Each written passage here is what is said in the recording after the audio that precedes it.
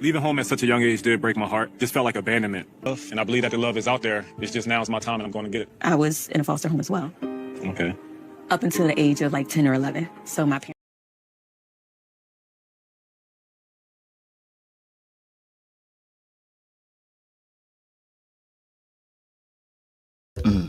Hey guys, welcome to Little Black Book 91. Listen, it's super panel time. Yes, it's super panel time. I'm not going to be on here long. I'm going to get the panelists on in a minute or two. I want to go straight in with the heat today because since Ready to Love decided that apparently they're going to take a little bit of a break till summertime, I guess we got to bring the heat early than expected. Look, I hope you enjoyed this episode because it was a fun episode. There were certain things that were there to discuss in terms of the couples. We had Sahara and Cam. Cam thinking he was special and unfortunately found out the Sahara Desert is dry for everybody. There is no water anywhere else. Okay. And then we also had Rose and Fritz. Unfortunately, as El Cid would say, Rose showed her thorns to Fritz. And Fritz found out just how prickly how prickly she can be at certain times. Well, on the other side of things is that Rose actually showed her scented self to Hussein, and he got to experience the rose blossoming and then opening up and being a flower of love as she is. We also got to see DEONNA let our good friend Hussein down gently. Well, more like she fireman carried him all the way down, and he found out that she wasn't just putting out fires; she's putting out his love interest too. Okay, so he met the high expectations, but unfortunately, he fell to a hard bump from Grace. Listen, there was also we had Tay and Naeem. I don't know if she's looking to add a sixth child to Naeem. Maybe become a sixth wonder of the world, seventh wonder of the world. Who knows? But it's very interesting to see Naeem and Tay, congregating together, seeing toes on laps. She has many toes as he has. No, stop. Okay, it's not every day. It's not every day. Leave it alone. Listen, but it's good to see Naeem and Tay obviously having that good fun and laugh. She does need it. And she does obviously care about Naeem as well. But then we got to see her with Cisco And someone would say thong, thong, thong, thong, thong, but there was no thong, thong, thong, thongs in sight for Cisco when he came back from that date with Shanice. Okay, Tatum found out she got to the lounge, and yeah, I'm not gonna say too much on that. You know what I'm saying? And then we also had the lounge experience with the ladies, and they were sure to put the nails in the coffin. It's just when Fritz thought it couldn't get any more worse after being pricked by the rose, he found out that the hammer came down too from the ladies. Okay, Rose went back in and she said, I'm gonna nail him. And then Sahara said, I'm gonna nail him too. And so now he is 6 feet buried and probably waiting for his funeral when we get back in the summertime. But the body might have decomposed by then, who knows? But we'll see what happens when the show comes back in a few months' time. Look, this episode was a crazy one, and I cannot wait to discuss it with my fellow panelists as well. I've got the ladies with me today. I think you guys frightened Sean. He won't be coming in anytime soon. You know, y'all don't scare that man away, okay? That poor Deacon out here, he's just trying to give good deliverable messages, and y'all scared him away. I'm only playing. He'll be around soon. He's just being my good friend Sean. But let me get the ladies on board first and foremost as well. I was joking, guys. I was joking. Don't worry. Listen, my first panelist to the stage, you know who she is, okay? All right, a contrarian. A lady who likes to bring the dark arts. Somebody who understands the kung fu dynamics of relationships. Sometimes it's a yin and sometimes it's a yang. Sometimes it's a slap, sometimes it's a punch. But she knows her way around and understands that it's not always the same tool that is used for opening a box. One must have a variety of tools to get the job done. I want to welcome to the stage El Cid, baby. Yeah. Good evening. No violence today. I don't know what you're talking about, hits and punches, but we're gonna try and ride this Goliath today, like DEONNA did. That sounds wrong, but I hear what you're saying. Thank you, Sid. I appreciate you. Coming up next to the stage, you know who she is. One thing she definitely gonna do is mix it up a little bit, okay? She definitely gonna shake things about as well. Balanced in her view, but don't play with her. She is a lion, and a lioness, I should even say, rather. Let me be correcting my terms out here. You know what I mean? She's a lioness, one to say. Give her a little bit of meat, she's going to chew, okay? Don't take that the wrong way. Behave yourselves, guys. But I appreciate her as always. You know, succulent in her viewpoint, careful, subtle, but with a sharpness of a blade. And we appreciate her viewpoint. And when she gives us her time, I appreciate it to my heart. Welcome to the stage. I'm around, baby. Yeah. What you saying, Jay? Oh wait, you muted. It's probably best that I was muted, okay? Because God is trying to tell me not to say what I was going to say. All right, for what was by you. So there. What you going to say something crazy, weren't you? Yes, I was. Yes. Yeah, that's right. See what I'm saying? When she has a meat between her teeth, that's what I was trying to tell y'all. You don't listen. I appreciate you, Jay. Next person up to the stage, you already know who she is, okay? There's not one way. There's not two ways. There's not three ways. There's not four ways, okay? And there certainly isn't 5 ways. There's only one way, and that's the introduction she needs. It is C-Way.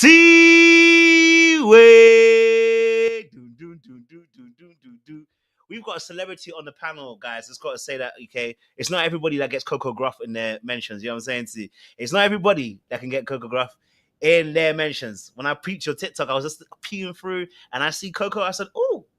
I say, okay, we got celebrity numbers. My bad, C-Way. I'll start paying you when you come on these panels. God, man. Oh my God. You right? I'm good. How are you guys? I heard that intro for Jay. I was like, oh, that ain't me. I was like, who that for? I was like, that ain't me. That's somebody. You said lying. It ain't you, boo-boo. Hey, y'all. Oh, gracious kings. I love it. Listen, this episode was an interesting one.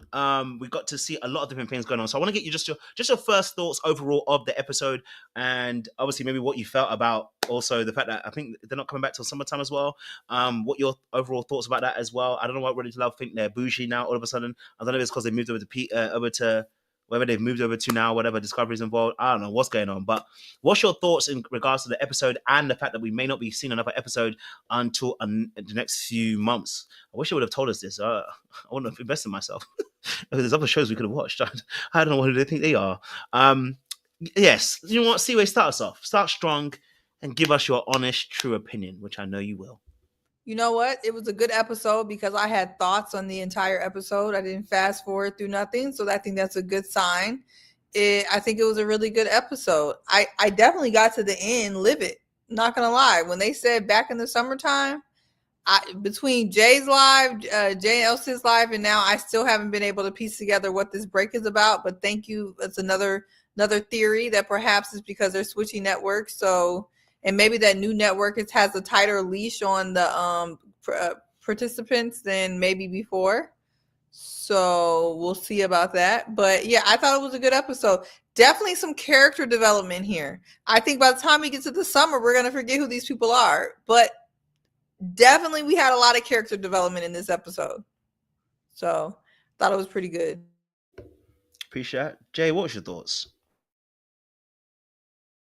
I co-sign Seaway per usual.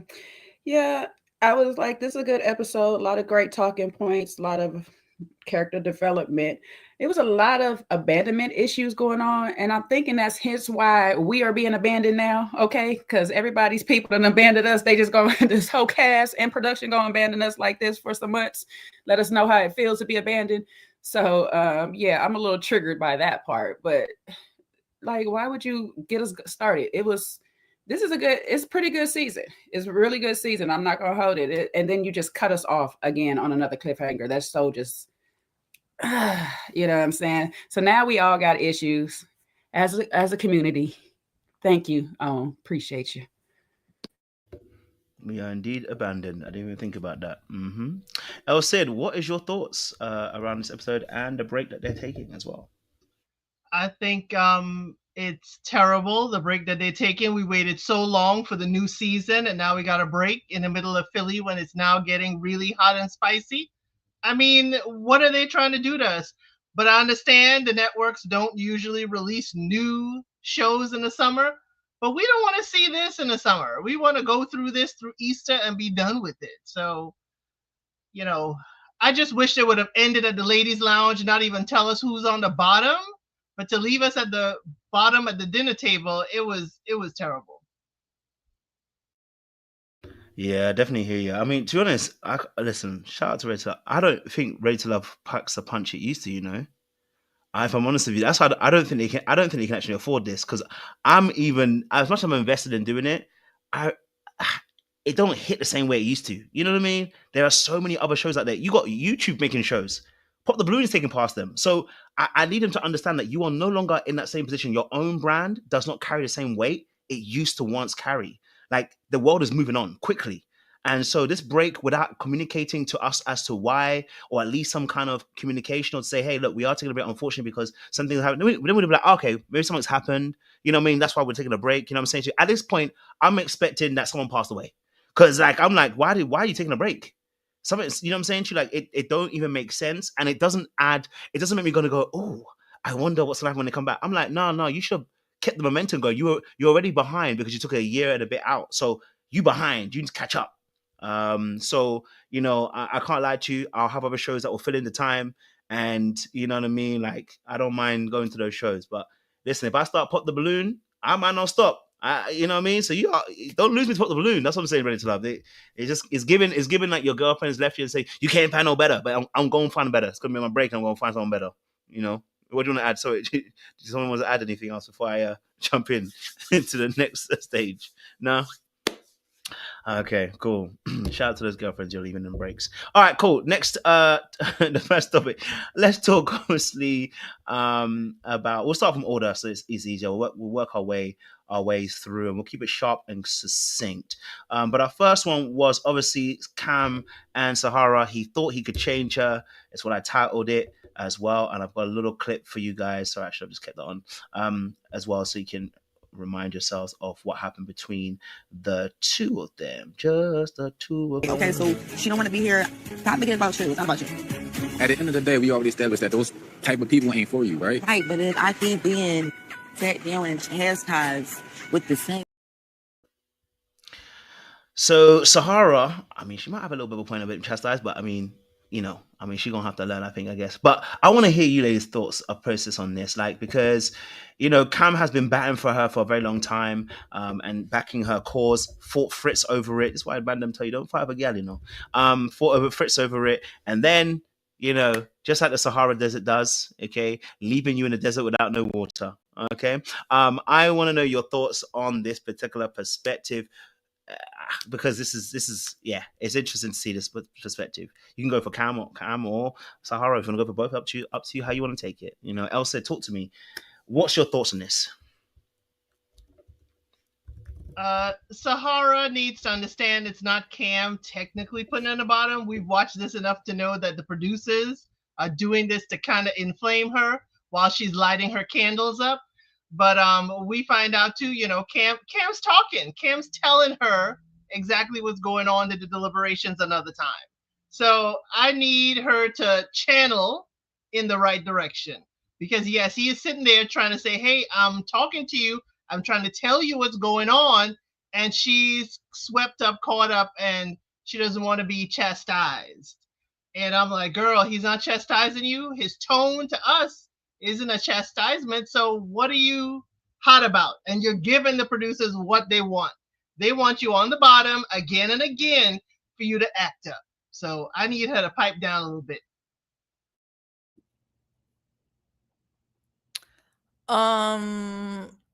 Maybe this is going to be a unique take, but to me, Cam got exposed.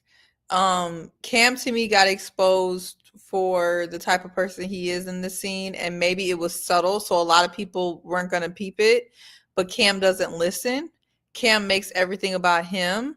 I think Cam is manipulative, and I finally saw the reason why Cam is actually even dealing with Sahara to begin with. Sahara said on multiple occasions that she needed a beat. She needed to take a beat, that this constantly being basically told about herself and not feeling like she's good enough and not feeling like she's, whatever was getting to her. You know what Cam does? Like a lot of manipulative men do.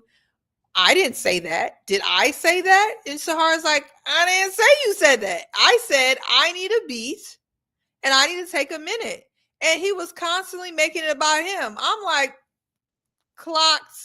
I clocked Cam so quick in that moment. I think a lot of people may focus on Sahara because she's low-hanging fruit with some of her antics and things she got. But there's a reason why Cam is trying to go after Sahara. Cam wants to control her, and he was trying to control her in this moment. And I'm like, he's a super weirdo. He's a super duck. Cluck, cluck. Super duck. He's a duck. Not a fan of him at all. He's very weird also. Very, very weird. I'll take Sahara over him. So. Yeah, I'm not trying to sound like an echo chamber, but that was kind of like a bit of my sentiments on the situation as well. As I was watching it, it was just like in a relationship, this is why arguments continue, because a person is telling you, I just need my moment. Let me calm down. Let me stop. And another person is just constantly going. Respect the stop. I've heard it. I've been here with you on multiple occasions. You have told me enough, and I've done all you asked me to do. I can't do anymore. Right now, I just don't want to hear it. I want to enjoy this moment with you. I'm getting my date with you. Let me enjoy this time with you. Why are you still trying to push the issue? Love me right now. Love on me right now. You know what I'm saying? Let's have a good time right now. I don't want to bicker back and forth. And this is where you start to get that. You're starting to piss me off. And then again, that person hears you're starting to piss me off. And now I ain't doing like Miss Seaway said, I ain't the one that did it to you. but you continue to bring it up. Right now, I don't want to talk about it. It's like coming home from work and saying, I had a bad day at work and what happened? Oh, this happened and stuff, but I don't want to talk about it no more. No, why you don't want to talk about it? I don't want to talk about it because when I talk about it, I get worked up. Now I'm fighting you and I'm not trying to fight you because you're fighting for me. So let me just chill back here for a second. Give me my moment. And I was like, Cam, you got to listen. She need a moment. Let her have her moment. If she wants a moment of silence, let her have that moment of silence. You don't have to keep going. Just hush. We know Sahara has to sit in a little bit of it and listen to a little bit of it. But after a while, when you just keep saying the same thing, the same way, I don't need to hear it no more. Unless you're going to tell me something different or you're going to tell it in a new way that I probably get it better. Don't just keep repeating yourself. Because now we both frustrated. So I was feeling like how Seaway is feeling this stuff. It's like, just Cam, chill out, bro. Chill out. I know production trying to, in the background, as Paul tell you with the phone, like, say this. But you have a choice. You're grown. You have a choice. And it's probably what DEONNA Pete, that you don't stand on your own. You got to follow what somebody else tells you sometimes. And that's always not a good thing. So it's just like, let me walk away. I'm going to walk away because I'm going to walk away and I'm going to say something to you that I don't really mean to say because now you're making me mad. I've had these arguments with my daughter's father so many times. Child, it's triggered me. It's understandable. Now, that's actually a really good flip side of the coin. Actually, I didn't think of it that way, but I think when you guys, as ladies, have said it, I can see that particular perspective in terms of the other side of the coin. That there was a consistent push to try and maybe have the conversation at a time that's not necessarily the best time for the person, and I think that may be an indication, or maybe also at the same time that he realized that he does not have her ear as he thought he did. And sometimes when you feel like you're losing the control, maybe when you felt like you had that person's ear, you were able to deal with whatever they were bringing to the table, and then when you finally realize you aren't able to control and you don't have control and they will do whatever they want to do, then it's like, oh, what am I doing this for? Like, oh, okay.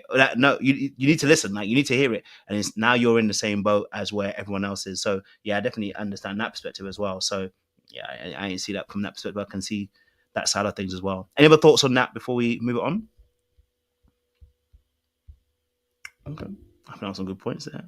Yeah, Cam, I hope you're listening because I know he definitely watches. So the ladies done told you.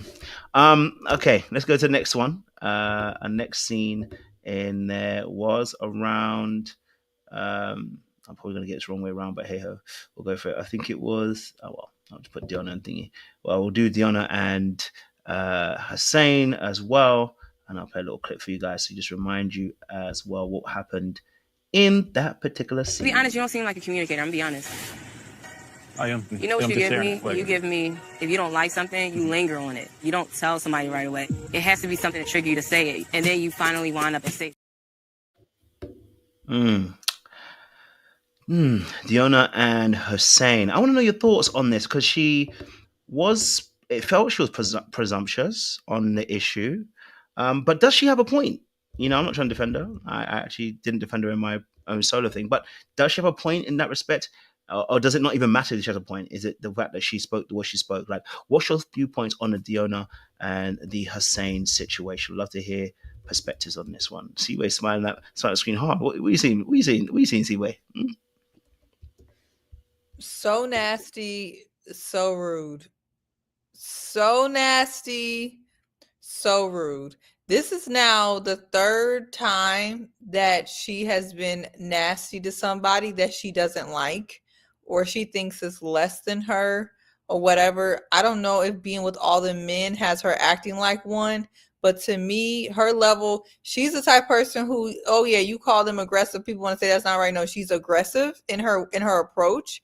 She's antagonistic and she's nasty acting. Her demeanor is nasty. I mean, and I'm frankly over it. I know she got all her eggs in Eddie basket for what for? I don't know. I don't know. She just seems, she has a very elevated sense of self. And when she thinks somebody is less than her, she talks down to them. Whether it's Cam, now it's Hussein, or whoever else, she's always talking down to somebody. And I have no idea why. I don't know who's gassing her up like this or what is giving her the audacity that she has, but she has unlimited audacity. And Hussein, he was very kind in his response to her, because I don't even know who she was talking to. She don't even know that man like that to be coming up with all these presumptions and assumptions. I just don't even know where she got that from. Yeah, I'm gonna let y'all go at it, because I'm just not a fan. I'm not a fan of nasty acting behavior. Kindness is free. You don't have to be mean to somebody just because they're not who you want. Very nasty.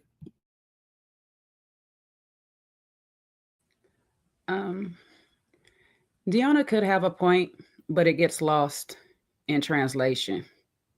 You know what I'm saying? So it makes no sense to have a point if you can't get the next person to understand your point. And where DEONNA loses it in translation is, one, a lot of times in her tone, other times is in her delivery. You're being accusatory to somebody you just met is crazy to me. You don't know this man from a cup of tea. Like, you don't know this man from a, apples in the tree. You don't know him, period. And I'm not going to never act like I'm the best communicator, nor would I sit here and tell somebody that I don't personally deal with on a regular if they're a good communicator or not. I'm not dealing with you on a regular. Now, if I've been in some times in a relation with you and stuff, and we've been going back and forth, and I've figured out your style of how you communicate, and I just keep telling you, well, the way you communicate is not the best for me, then maybe we can have that conversation. But I'm not going to tell you that. On top of it, communication has so many different factors. One of them is listening as well. And she don't do a very good job of listening either, because when you go back and tell the story different from what it was, or you don't always put in all the information that's needed in there so the other person can understand the story at the end, meaning context, you're not a very good communicator either. So for you to sit here and just tell somebody that they're not being communicative or they don't have the ability to do it and you don't know them, you're just assuming. Which, if she would have said possibly like, Hussein, you seem like the type of person that doesn't talk a lot, that would have been a different approach. You know what I'm saying? That gives me a different thing that, okay, yeah, I can see that. He does seem like a quiet, reserved type that might be in a quarter. He does seem like a type of person that does hold some stuff to his heart a little bit longer than possibly needed. But so far, when I've seen him on the screen, it doesn't seem like he has an issue with communication. He seems like he's very communicative when he needs to be. So I'm not understanding what you mean by that. Now, you want a person to talk to you a certain way because you talk to other people a certain way. That's a different thing. And some people think they're good communicators because they talk too much. Yeah, I'm an over communicator. No, you just talk too much. So it's just, I don't know. She's like what Seaway said, rude and nasty, and you don't need to be. And I've noticed that she's very rude and nasty to people that she don't really want. She don't give Eddie that same energy. She haven't gave Khalid that same energy and stuff like that. They haven't got that energy. So I'm just like, why are you bring this man here? Because it sounded like he ain't even really your second choice. And all that ish talking she was doing on the horse was even crazier too, because it's like you was talking mad big ish about him while on the horse. If you want a man to lead you, sometimes you got to fall back and see if he can. You ain't got to tell him how to lead you. That's not the kind of leader you want anyway. If you want you a natural born leader, you don't have to tell them what to do. You just fall back and see if they can do it. There's a side of DEONNA that just needs to soften up and refine herself a whole lot. Like, she needs to soften up a lot. She's been in that field too much. And that whole argument over the desk job and this, that, making it a hierarchy thing was crazy to me, because I was just like, some desk jobs save lives too, babes. Some of those are very important to people's lives as well. So just going out and stuff and catching people that taking out fires and stuff. Yes, LA people needed a lot of that just recently. I know, understand. But had somebody did some desk jobs prior to all them fires that took place and had it organized into a way that y'all could have got to those people when needed, it would have saved a lot of homes and families out here just recently too. So don't act like just going out in the field is the only job that is important. You know, all of these jobs is important. We need each other at all times.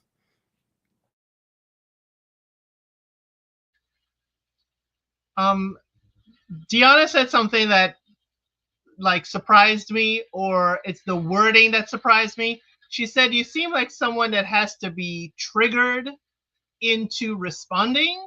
So are you doing stuff to trigger someone? Are you doing stuff to trigger response? Because if you trigger someone, you may get a reaction that you don't want.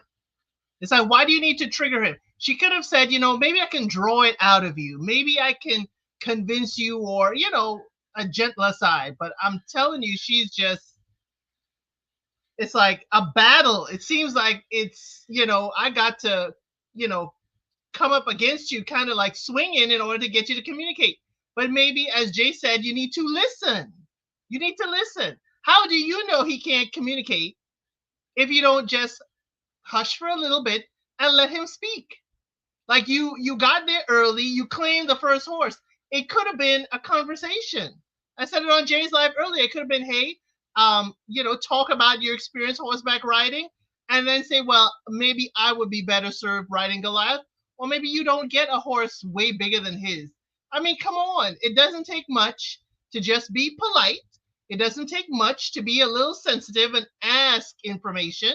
So, I mean, it was I need to trigger you to get you to respond, to get you to answer. No, no, no. That's not how we do in relationships. And, doing the whole horse thing, she sunned him. She took every moment to sun him. It's like, oh, you're on a smaller horse. Oh, you can't handle that little horse, and you want to handle a relationship with me? Not gonna happen. Not gonna happen. It was a whole lot of going up against him, and it's like, it's a relationship you're looking for, not a battlefield. You're not putting out the fire with him. You're trying to set it ablaze, and this ain't how you set that kind of fire ablaze. I'm sorry.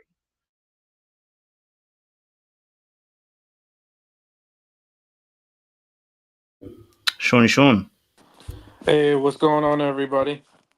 That's good, brother. I told everybody he was running scared from the panels. From the ladies. He said the ladies panel. That lady that ran him off. What ladies panel? You mean the men's panel? And that was the ladies in the comments. I said Daddy Deacon ran home. No, I'm never scared. That's right, sir. Never scared. What's your thoughts? Yeah, I don't know what to think about DEONNA. She stressed me out a little bit this particular, well, not just this episode, but it's starting to get worse and worse with her. I think that one, I was saying it earlier when you did your live. I think she's very strict. She's one of those people that she has her way of seeing it, and it is that way, and there's nothing that anybody can say to change her mind.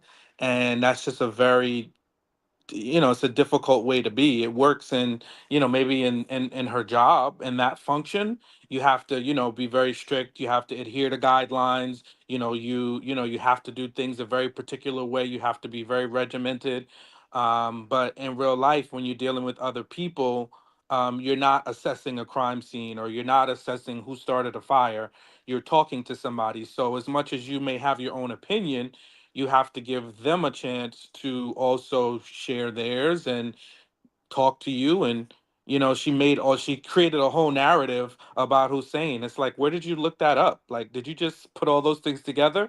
You really haven't spent a whole lot of time with him. So how are you putting together that he's somebody that's not a good communicator, how he's somebody that just lingers on things and doesn't really express himself, or takes a long time to to say if something's bothering him? Like, and then she wants to fight with him about him, like that. I guess that's something about that annoys me, and a lot of people do that. Funny that we just talked about some of the comments in the panel. People like to tell you about you. It's like, how you gonna tell me about me? You gonna create a whole narrative about me, and you don't know me. You know what I'm saying? Like, so I think DEONNA definitely did that. And then she dug in. She didn't even say, "Oh, hey, listen, this is kind of an observation I made from seeing you. What do you think?" She just went in and she just kept going with her narrative, and she wouldn't let up on it. And then she had this whole conversation about how her job is more important, and when she's at work, don't expect to hear from her. It's like, All right, just tell him you hate him. Just tell him you don't like him, because none of that stuff is inviting. None of that stuff speaks to I want to get to know you. It's telling me everything that you're not gonna do. So that kind of stuff, nah. I don't think she's in this process for the right reasons. She may think she's farther along than she really is, but she's coming off as somebody that's very guarded, and a little bit difficult to communicate with. No, definitely hear that as well. Yeah, it's a shame. And I mean, I think she just needed to just chill a little bit and allow the conversation to flow a little bit. But she has a way of emasculating men. I think that's also something to know. Just with the Cam situation, this situation. Even you're right, Jay. Even before we even got to that place, it was on the horse. My girl was talking about how you should be on a little horse. You're good to go. Like stuff like that. It's just like maybe she has spent a little bit too much time with the men, the firemen, because that's how men joke around with other men, not with women, with other men. You don't joke that way when you are dealing with the opposite sex. There are certain jokes that you need to stay away from, especially when you don't have a baseline for them. Just because it can create tension, it can create pain, it can be a trigger for someone. You just got to stay clear of those kind of things when you're first dating someone. But I think she has, and that's why the conversation came up about her role and her job. She takes it very seriously, and I believe that she has had to probably fight to be established as a black woman in that space, that she is of equal footing as those men, which it's probably been a hard, arduous fight for her. You know what I'm saying to you? So I can give her some grace, but she needs to learn that even if I give you grace, when you go out in the dating world, people are not going to give you grace. They do not know your story. They don't want to know your story if that's what they're going to encounter from you when they first kind of meet you. It just turns people off. You know what I mean? Like I thought the camp part was bad, but she went further along this one. After sizing her brother up with her hand, she went one step further and said, "Listen, you should be on a Shetland pony. That's what you need to be on." That's what she basically said. Yes, Jay. It's funny because it's given that she's looking for a loud masculine type when honestly she needs a silent masculine type that's similar. I'm not going to say whose son because I don't know his personality for sure, but it's similar to how he presents himself, because you want to be at peace when you get home. You want to just be chill when you get home. You don't want to come home to a loud masculine type, because a loud masculine type going to argue back with you. That's when we start getting into the toxic masculinity, and you're already fighting. If you're already fighting so much at work to find your space and your place, you don't want to do that at home. So you want somebody who is just chill, that understands you, let you be you, and know that you're a boss at work, but still can let you come home and be the lady and the queen, and just rest. What they say, passenger princess at home. And she got to learn how to relinquish some of that right too. You got to step back. She might want to hang with Rose a little bit, because Rose knows how to kind of like step back and let a man just go ahead and say what he got to say, and then respectfully be like, okay, you just not my man. You just not my man. You know what I'm saying? I do that sometimes. I like me a strong lead, because I'm a protector type for myself already in my family. So it's like I need somebody that I know could protect me. So that means I got to fall back and see if you can. And you don't have to make judgments out loud. It's just like, okay, this person might not be that person I need. So let me just go ahead and just cut this off right now. We cut this down to a friendship or whatever and stuff like that. And that's it. But at the end of the day, I could still respectfully talk to that person. I could still pick up the phone and say, hey, or whatever, instead of making that person an enemy. Yeah, I say Rose, she got some qualities. Don't worry. She got some qualities at work in certain aspects. Now, Rose a little dinky in some other spaces, but when it comes to like just sitting back and letting the man be and listen to his story, Rose is good at that. You know what I'm saying? So if you blend some of that with DEONNA's personality, it starts to balance out. That's all I'm saying. Those people need to work with other people to get their balance. Y'all don't like y'all some Rose, boy, I tell y'all. Yeah, they got cut by the thorns this week. They on Rose, but there's a way to say certain things, and Shawn, you may dislike me with this one. I'm like DEONNA, and don't call me, when I'm, being paid for a job from 8 to 5. But there's a way to say that. There's a way to say that in the dating realm that is okay, because certainly Mr. Stelson was okay with it, and he's still okay with it. So it's like you can speak and say, you know what, I'm not comfortable. I'm in my zone at work. Text me before you call.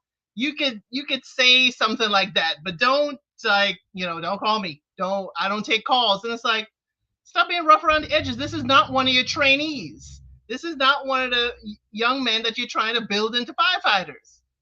Gently say, hey, I appreciate a call, but the job just isn't conducive for that. You could say something like that.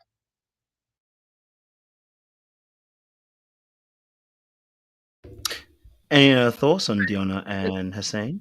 That's a good point, though, Yes, LC. But Coach said it earlier in his live. She's sitting there saying it might be days you don't talk to me or whatever, stuff like that. But if you're a good communicator, there's time that there's some downtime in there that you can slide a text and say, hey, I'm just thinking about you. I'm just, what I'm saying, like I ain't got much time, but you on my mind and stuff. But tell me that you ain't gonna be talking to me for days, child. Is unless you fighting for the fires, hands on for days. Ain't no reason that you can't holler at me at some point. So 24 hours is a long time for you not to be able to send some kind of message to me to let me know that you are still okay. Why is she looking for a man? Why does she want a man? She don't seem like she want a man. I'm just What saying. she want? I don't know. I don't know what type of man she want. Because I mean, it seems like she want, on one hand, she want somebody 6'4" masculine, but on the other hand, she want a little biatch. So at first I'm like, maybe you should be with a little biatch, but I'm like, that ain't really what she want. But then she wants somebody 6'4" tall, masculine, but they're not gonna put up with that type of energy. So that's what I'm saying. I'm not sure. I'm not sure what she wants. It don't sound like she's looking for any version of a man. I don't know.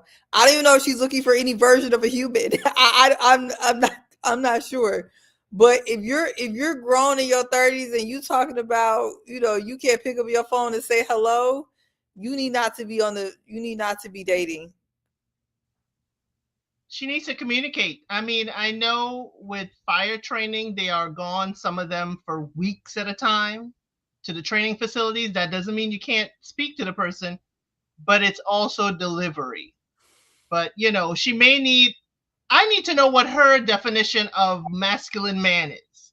Because, as brass as I am, Mr. El Cid is a gentle giant. So I don't think she understands that maybe a gentle giant, like Hussein, and we don't know him completely, maybe exactly what she needs. I think I need to know what is DEONNA's ideal? Because it's sounding like exactly it sounded like I want somebody to handle me. And I'm like, girl, no. Yeah, I mean, there's parts of her that sounds like, it sounds like she just wants a man to fold into her lifestyle and somebody that already just agrees with everything that she's saying, because she doesn't seem to tolerate any level of disagreement at all. As soon as Hussein started to offer any counterpoints, she shut down and she closed them. She was like, so how do you think about us? Like, what do you think? What are your thoughts? And he was like, I don't think I would say we're not compatible. She said, I agree. And she did the same thing with the other guy that she felt was shorter than her. Forget his name, Cam, I think. So she's a very closed off person, and I think she's going to be hard pressed finding the kind of person that she's looking for, because she wants somebody, this archetype of very masculine and all these things. Is that kind of energy going to match her energy? Because to me, I think if she bumps up against somebody that has all those characteristics, they're probably going to not get along, and they are likely not going to want somebody that carries that much energy, which is probably why she's found herself struggling in relationships, because she's asking for something but she doesn't understand the consequences of what that is. Right? You want somebody super masculine, but that typically comes with somebody that's going to challenge you. They're going to want things their particular way, want to, shape and mold you also to a certain extent. And she has a very clear idea of what she wants, and she wants it to be this way. So I think she just needs to scrap all these terms, scrap what she wants, and look for somebody that can complement her. Look for somebody that can work with her. My 2 cents. I like it. All right, cool. Let's move it on then, and let's talk about another couple that happened as well. Obviously, let's talk about. We'll talk about Naeem first. So he was on there as well. So we'll talk about Naeem and his situation. Critical care nurse, like when people are at the end of their life, you just want to be surrounded by people that you love and the people that you know. You want me to take care of your snake? Yes. Okay. But I will return the favor as well. Like, I'm definitely going to be there for my person at the end of the day. I do realize I have it on 1.5 speed when I did these clips. I do apologize, guys. 1.5 is normal for me now, and I realize that for people it's probably very, very fast. So I do apologize, guys, for it being on that speed. I watch everything on 1.5 at least. So sorry. I just realized. What's your thoughts? Tay, Naeem, they are seemingly getting a little bit closer. I mean, how close, I don't really know, because I think her mind is already made up, even though she's not saying it. I think her mind is made up for Cisco if he's available. And but I want to get your thoughts on this. How did you guys, ladies, see the situation with Tay and Tay and Naeem? Like, what did you garnish? What did you glean? Because she spoke about how she's in care, how she works in care a little bit as well with people who were in critical care and stuff, and how important it was for her to feel that, to give care to people and give love to people and to feel that back as well. So, what's your thoughts on that issue? Yes, El Cid, you are shaking the head or even sprinkling the hair around. What's going on? Talk to me. Hey, I got my top bun for Naeem. He came through. He's Mr. Steal Your Girl this episode. We realize, he has, he's a smooth operator. I was like, Naeem, you just poured into the brother last week. And now you're thinking, oh, there's trouble in paradise. I could just slide on through. Tay gonna invite me to the house because she knows I ain't gonna set up shop. I'm gonna leave because I got my own residence, unlike Cisco. But I'm telling you, I like the banter. He started off, trying to push against her boundaries a little bit, and she kind of pushed him away. And he let us know he likes Tay, and he likes, her energy and everything. It's whether or not she will give him a chance. I don't think she will. I wouldn't, but it was good for entertaining. It was good for an entertainment purposes. Yes. Jay, talk to me. What's your thoughts? What did you see?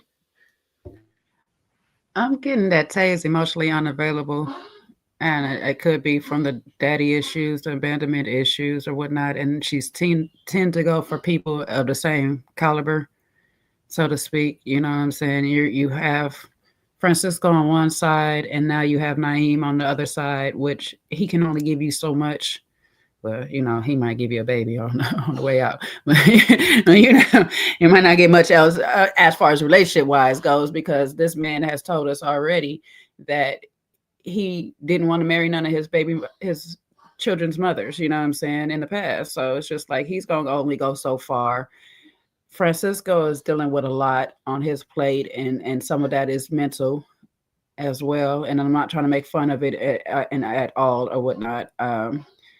So it's just giving me that she is just not totally looking for love right now. She's still got a lot of healing to do herself, because it doesn't sound like she's healed from her dad leaving her. And yeah, I don't really know what to say about Tay, Now she's bodily available, y'all. So her and Shanice, huh? I don't know what to say about her right now. I'm not really sure what she's looking for other than a father type figure. You're attaching to Naeem because he's a good dad, but is he really? Do you really know that? You need to talk to his kids and find that out from his kids if he's a good dad. You know what I'm saying? But do you want a dad, or do you want a partner? Do you want a lover? Because that's what you're supposed to be on the show for, is for a lover, not a dad. And whatever. And I know Francisco gives you like the nice, charming dad hugs, kiss you on the forehead and stuff like that, So it's given, I want to replace and fill that void of my father with a man. But coming from a child who has been abandoned from a parent, that love can only be given from God, if not that parent. So, sis, you're going to have to do some work. You got to do some healing. You got to sit on the bench for some time and whatnot. And kudos to Naeem, because like we say, we seeing why this man has 5 kids and 3 baby moms. You know, I hate to call them baby moms mother of his children, okay? But we seeing why, because that man is Mr. Steal Your Girl. That man is a charmer, okay? He has the right words for the right occasion. Now, when you talk about relationship, he might abandon you there. So you might want to slow down on that man right there. All right. But otherwise, I don't know. I don't know about Tay. Thank you very much. Black, welcome to the conversation. It's good to have you here. What's your thoughts around Tay and Naeem? How are you seeing it? Because she's here entertaining Naeem, and maybe some would say, like, just like the men would say, would they entertain somebody with 5 kids and three very very fathers? They would say something about this. This young beautiful lady who seems to be smart, intelligent, wonderfully beautiful, entertaining somebody with 5 kids and 3 baby brothers. What's your thoughts around this, obviously, on this episode, and how you saw them interacting? Yeah, I agree mostly with what Jay was saying. The only thing I would add is that as a man with a child, that's not a compliment that I want to hear from someone that I'm pursuing or someone who's pursuing me, or we're pursuing each other. I don't want to hear that I'm a good dad. Okay, I appreciate that acknowledgement, but that does not need to be a reason why you want to engage in a relationship with me. That just won't cut it.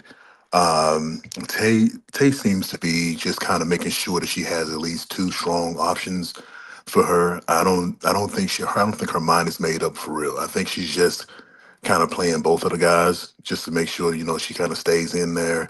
But between the 2 of them, they were a little touchy-feely. I do think that she was comfortable with him, though, because anytime, a woman puts her legs in your lap, that skin-to-skin contact, there is some type of level of comfort that she has with him. But all in all, the 2 of them, it seems genuine, but something about it just says it's just not there. And I think that response, as far as him being a good dad, was the thing for me. I just didn't. I'm not gonna say I didn't like it. I just don't think it was the reason why you would say you'd be into someone. It's because they're a good dad. But I can also see how Naeem got those 5 kids. He is a charmer. He knows how to turn it on, and if Tay's not careful, she'll be number 6. But but yeah, I definitely can see a vibe, but I just don't think that Tay is 100% in there, or even 50% in there. I think she's in there. She's still trying to figure it out. So Francisco kind of let her down with what he said, and I think that that eventually this is going to probably just kind of fade out, in my opinion. Just my thoughts, though.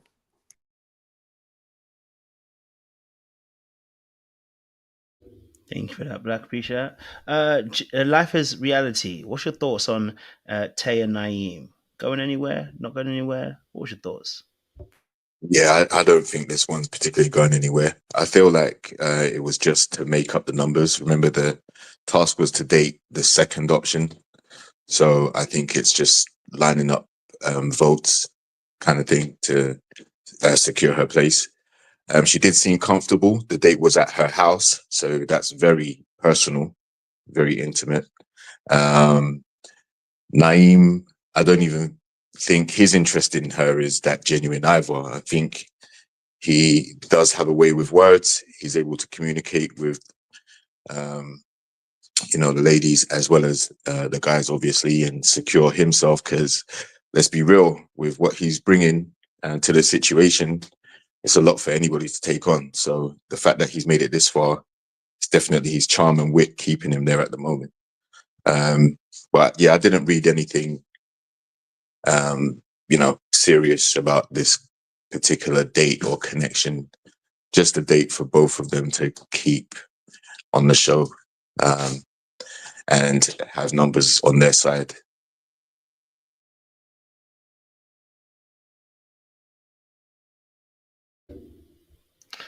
I hear that. Thank you. Sean, what's your thoughts on these two out here? Hey, listen, the guy laid on his charm. She done unpacked all that takeout, put it on her good china and silverware. Like she made it fresh in the kitchen. And she was just smitten there. She had her feet laid up. He was rubbing her feet and talking about, corn, replace the corn with a P, because we're on YouTube. And yeah, they just were having a good old fashioned time. And I think every single one of Tay's, green flags, red flags turned green. She went colorblind. And we see, how charming that he actually is. He definitely, is a charmer, and we saw it. And I just hope she wakes up, because she just seemed very, very open, very open, very ripe for the picking. So I just need Tay to put on her glasses that allow her to decode red flags, because it seems like she lost them. But they seem like they had some good banter. She was smiling and carrying on. She was hugging him, getting real close. So I mean, I don't think it was surface. It didn't look surface to me, So I'm just getting a little nervous that Tay might be in the danger zone. She's in danger.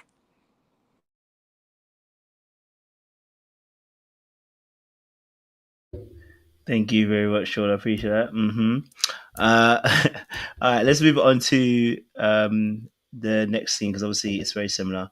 It's still about Tay, but it's with Cisco instead. There was no clip for them, so I do apologize, guys. I would have played a clip for you, even though it's a 1.5 speed. But they discussed an issue regarding both of their fathers were not necessarily in their lives majority of the time. Thank you. And in that situation, they were talking about how their fathers were missing, in a sense. So I think that is an interesting aspect, because I think Jay mentions about the abandonment issues that both of them might have suffered, and how the show has also abandoned us as well. So I want to get your thoughts on this. Like, Cisco, Tay, he's a very good-looking guy. He's strong. He looks fit. Looks very well presented outside wise. But is this the right move for Tay? And if it is, or if it isn't, why is that? Why is she deciding to go after someone like Cisco? What's drawing her to a man like Cisco at this point in time? I want to know your thoughts. Jay's ready to go. Okay, first let me say this, because we like to use this word trauma bond and all this stuff, and we be using it all wrong. This example right here is an actual trauma bond, when we are both relating to a trauma and we're sticking to each other based off of that trauma. The problem with the trauma bond is, one, if you're not healed or going through your healing process from that trauma, you start to attach yourself to people that you shouldn't be attached to for the wrong reasons, not the right reasons. Could this be something that was possible if one of them was on their healing journey or closer to being healed from that trauma? Possibly, because then they could be helping the other person get to that other side as well. But both of these people are stuck on the same side. This is not a good thing, because what we're now doing now is fighting against the fact that I don't want to leave you, though I should, because I don't want you to experience the same thing that I know you have experienced already, vice versa. Now it keeps us in a toxic relationship a lot longer than we're supposed to be, or starting one that we should never started in the first place. If I'm on my healing journey, is sometimes I can recognize you're a little bit further behind me, and because I don't have the tools myself to even help you, I know I don't want to abandon you, but for my life safety, I have to. It's like being on an airplane, knowing I have to put my mask on first before I can save you. You know what I'm saying? So it's that same thing. It's like Tay should be able to recognize, I cannot save Cisco. Cisco has to save Cisco. I cannot be the motivation factor for Cisco, because I don't even know if I'm locked in with Cisco that much. And so what I'm going to end up doing is betraying him and myself by being in this relationship, because at some point I'm going to walk away. He going to be mad at me. Now we're not going to even have a friendship at the end of the day. when I could have just ended this a long time ago and said, you know what, right now I see that you're in this space and it's best for you to go work your journey alone and get on your feet where you need to be. And on vice versa, Cisco should be saying, as a man, I see you, Tay. I want to do better for you, Tay. However, I need to do better for myself first. And I need to let you go in that process and find your person. So if you find your person before I get my stuff together, it is what it is. But if you don't, I'll circle back to you. You know what I'm saying? But neither one of them can do that because they're just not in the space of their healing journey to sit there and say, you know what, this is not good for me. This is not going to help me. This is what this is going to do is trigger them both in the long run. Because we already see it. She tells a story, he tells her a story. She walks away to get her space to clear her head. He's down in a funk. Now she's feeling some way about him being down in the funk. Is, oh, I'll take you back.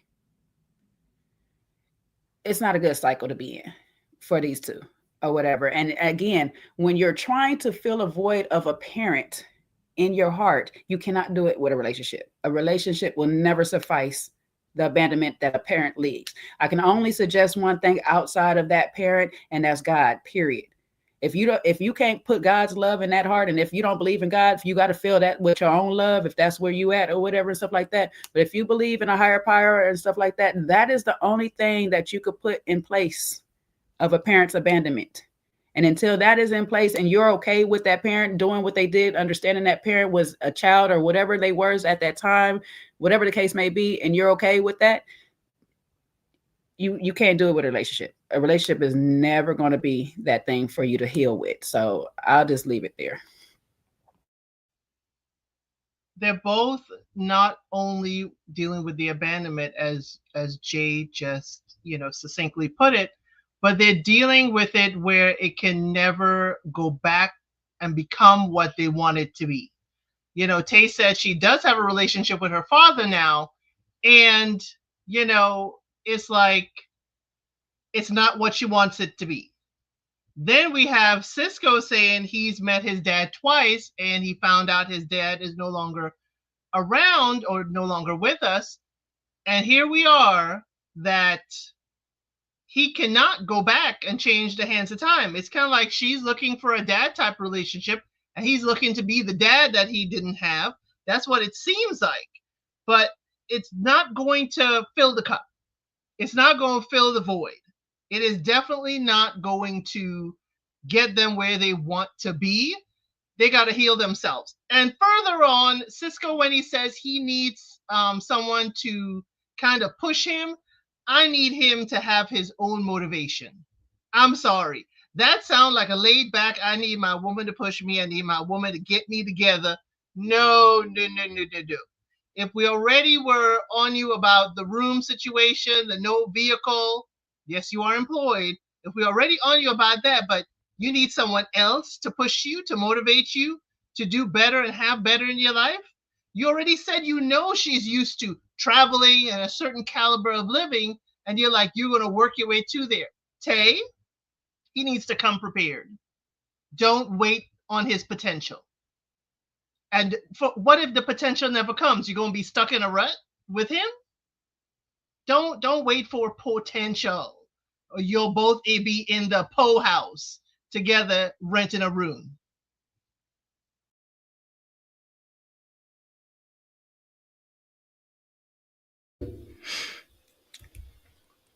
Go for it, Sean. Yeah, Seaway said this earlier on Jay's channel, and we were in agreement. I want to root for them as horrible as it probably is going to work out. I want to root for these two. I respect what appears to be, and that's why I'm using my words wisely. I'm going to respect Francisco's vulnerability and transparency very early on in the process, telling the ladies where he stands. And listen, if Tay wants to avoid or ignore, rather, her first instincts, she's going to have to learn. I think, and more often than not, your first instinct is your best instinct. And her first instinct was to run, and then she got pulled back in, and now she's doubling down. I'm not sure what's going to happen after, the aftermath of the Shanice date, but yeah, I want to root for them. They definitely have a genuine connection. You can see that they both really like each other. You can see even Francisco's energy with her is even different than Shanice when Shanice was naked. He really, I think, genuinely likes Tay. Now, could there be a timing thing? That could maybe be a way they could work, right? Hey, listen, we definitely could be together. I think let's see how you progress in the next 60 to 90 days, right? While we're still talking. So, I want to root for them. And again, I'm definitely leaving all possibilities that it's probably not the right thing to do, but I do want to root for them. I do. I like when, the thing I'm rooting for them too is because when people, that's the hardest part with a relationship is to find someone that you like, to find someone that both of you mutually enjoy each other's company. And I don't think that's everything. Obviously, I don't. But I think that is a good place to start. And if he's honest with her, he told her the good, bad, and the ugly. And now if she wants to nurse him, you know that's on the rest is on her. I will say she's smart because when they went on their date, she didn't take him to her house and pull out that takeout Chinese food. She said, oh no, brother. We gonna be on the outdoors, on the outside. But yeah, I want to root for them a little bit.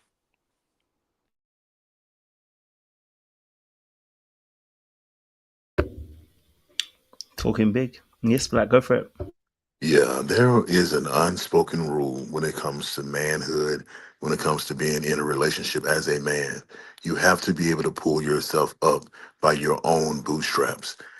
The fact that Cisco needs assistance in that is a big red flag. I think that Tay needs to understand, and well, it's hard for both of them to understand because they both need the same thing. So who's leading who? Who's going to be the go-to person in the relationship? It's not going to be Cisco, and it's not going to be Tay, because they're both needing that feeling of abandonment to be gone, to be kind of remedied. And Cisco is not really focusing on that part that she needs. He's more so focusing on himself. And Tay, she needs someone that she can lean on and to lead her. And Cisco is not giving that vibe at all. He's giving a help me. Like, I need you to lead me. Now she's telling him that her dad abandoned her, but it's going to take more than a hug. It's going to take more than a kiss. It's going to take more than a forehead kiss to remedy that. It's some counseling that's going to be needed. I'll be honest, quite honest with you, because they're both going through something. This right here is like a ticking time bomb to me. I think that they're going to push it. I think they're going to push the relationship, but push it so far that both are going to be pretty much let down, disappointed, and it's going to rip that scab off that wound all over again before it can heal. So I think that they're really heading for disaster in this particular relationship, just because Cisco is not that leader that is needed for a relationship. He gives you the look. He has the stature of a man you think that will be able to take charge and handle things, get things done. But just in his interactions, it's such a needy type of vibe that he gives. He's not giving that I got you. Whatever you need, I got you. He's like, I need you. I can't, please help me get to where I need. That type of motivation is a very motherly type of motivation that Cisco is asking for. He's asking for that acknowledgement. He's asking for that nurturing that a mother gives her son. And that may be the relationship that's a strain between him and his mom. That may have a lot to do with it, because he's looking for that type of motherly type of nurturing. And because he's looking for that and she's looking for the fatherly, they're going it's going to be a bumping head situation, because they don't know how to give what's needed to each other. So I think he's headed for disaster.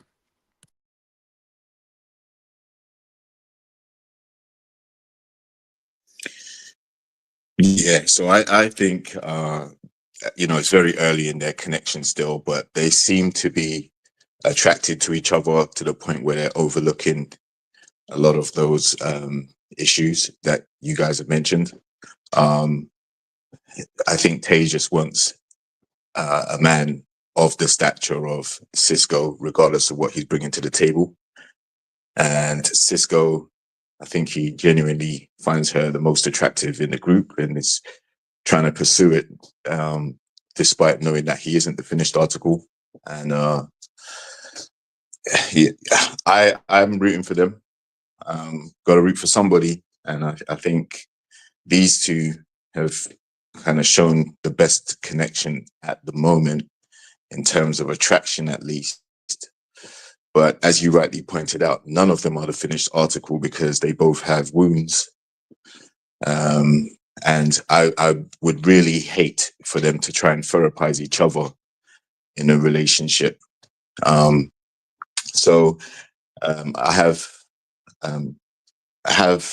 high hopes for them. At least get together and see if you can make it work off of the connection that you do have. But whether it works long term is to be determined. And if they let their previous traumas get in the way of their relationship, then they can both self-sabotage. So if they're mindful and they stay focused on what's bringing them together, they could work.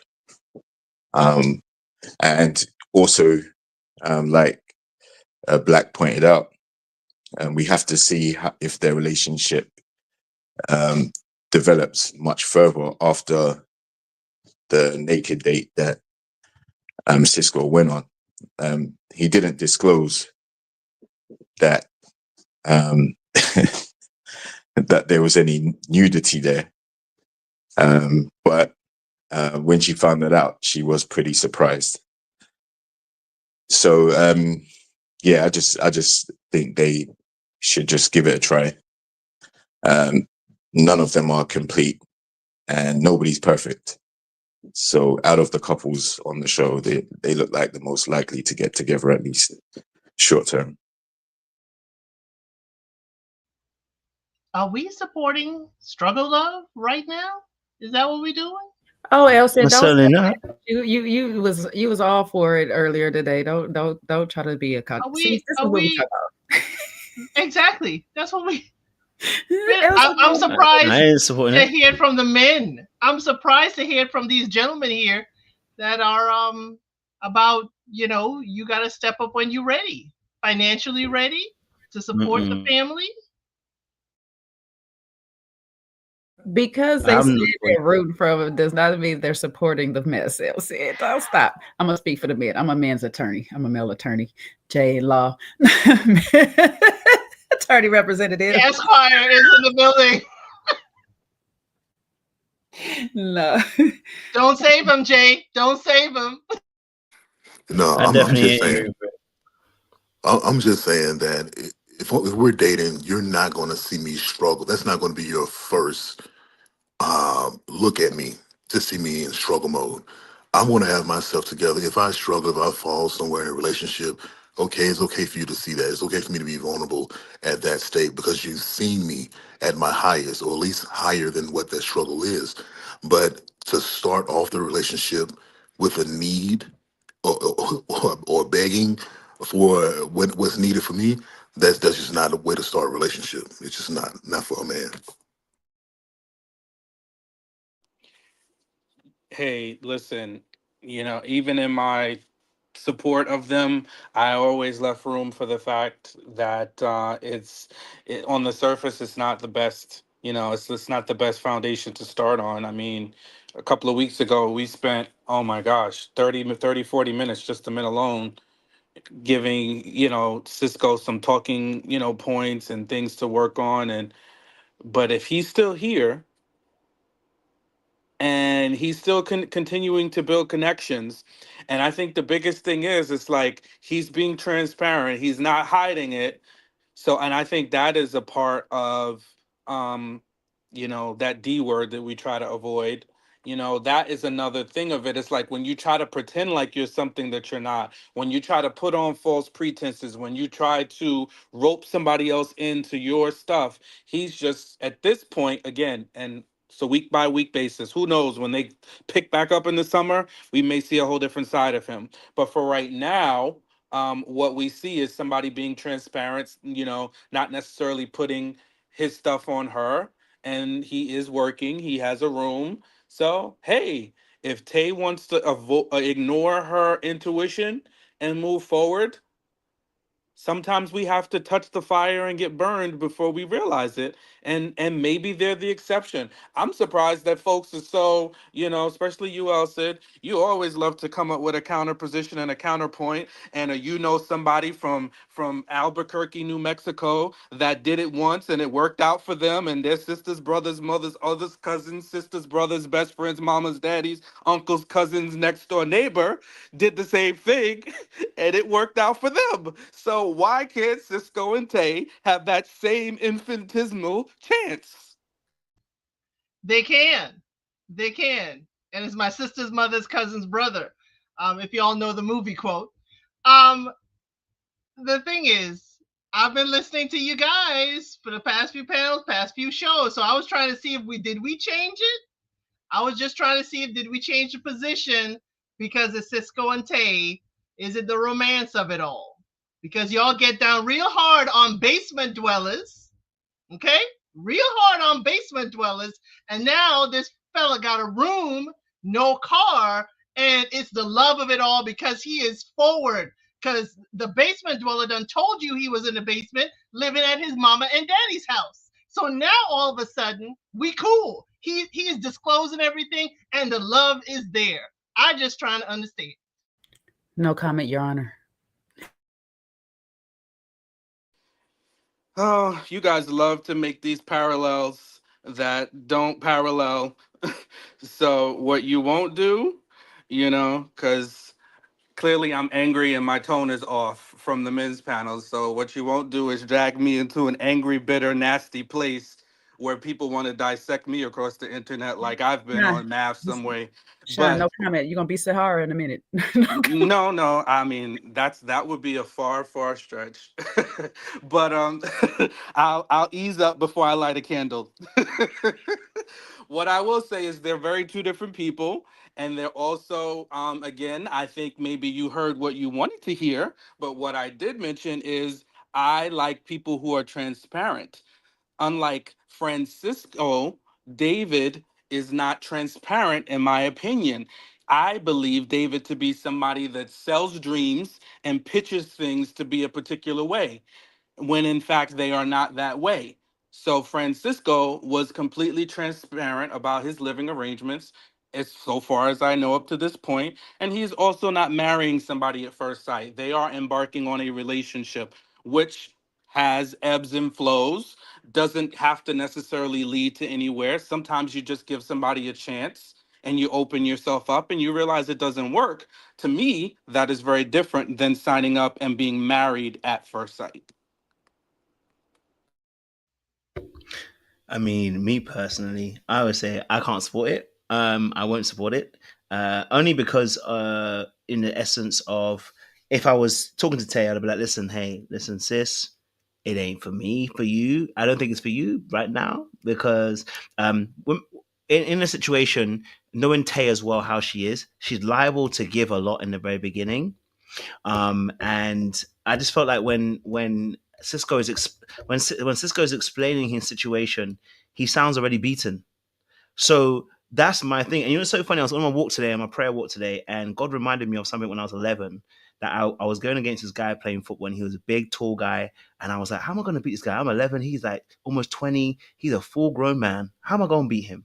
And the Lord reminded me of the strategy that I came up with at that point. I'm not tooting my own horn. I'm just saying, in essence, I didn't look at the situation and go, I'm beaten, you know? And, you know, if you, and most of us who have played sports here, you know, when you're on a team and you know there's certain members who go, we're going to get beat today. They're the most annoying members of the team because we're going to get beat because of you. because you already got a bad mindset, and your bad mindset is going to have you making mistakes. It's going to have you doing things you don't need to do. And I'm going to have to try and cover you because your mentality's off, not because you're a bad player. And I think that is what was getting me a little bit about Cisco. It's like, he's not talking from a place of like, I'm here and I'm going to bounce back. You know what I mean? It don't sound like he going to bounce back. It sounds like he might not, but right now I'm down, and I can't get back up. And that for me is what is like a little bit making me go, Tay, wake up, smell the Kenko coffee. Because a man who's going somewhere, like I said, men get excited about plans. When they know they're going somewhere, even if they're not there yet, they can be a bit confident because they know I'm going and I can see it happening potentially. But I just feel I'm not getting that. So I'm saying for me personally, I wouldn't. If Tay was talking to me about this man, I was like, babe, listen to what he's saying to you. He does not sound like he's a winner. He sounds like he's a loser. And I don't mean that in a bad sense. He sounds like he's already defeated and not going to get back up.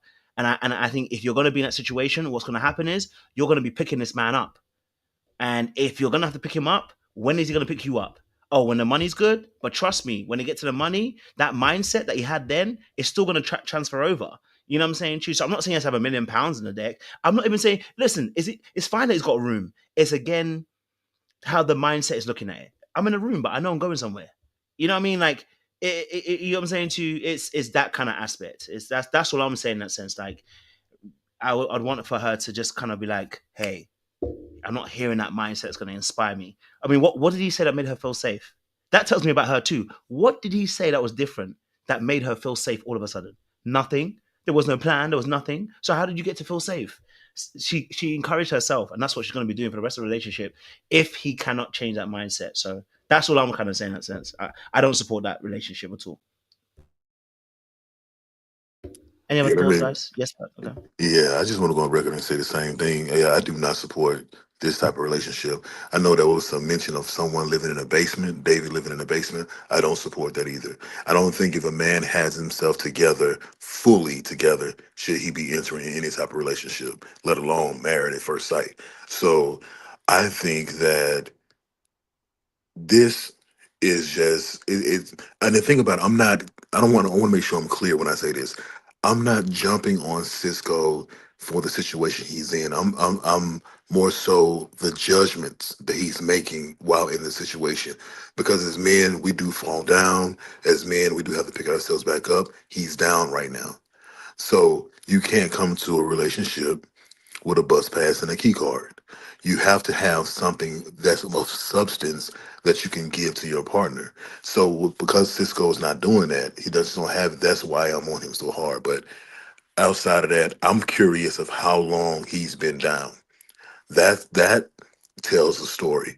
If it's only been a few months, if it's been short term, then okay. But if it's been years and you're saying it's because of alimony or child support that's got you down, I get that. I understand that. But if you haven't gotten yourself together at this point, what will it take? And that's the big question for me. What will it take for Cisco to get himself back together? Himself, not someone else, but himself. I don't know if he's capable of doing that. We haven't heard why Mama wants nothing to do with the situation. We don't know the details of his divorce, if he has any kind of marital support or child support. There's a whole lot she just doesn't know about him and how he got to that point. You know, she bypassed the cheating flag. She bypassed other red flags about him. And it's like, what does it take for you to actually stop and look both ways before you cross the road with this gentleman? I just want to add that he does live in a major city, is Philadelphia, so you can definitely survive without having a car there. You know, just a little point to make note of.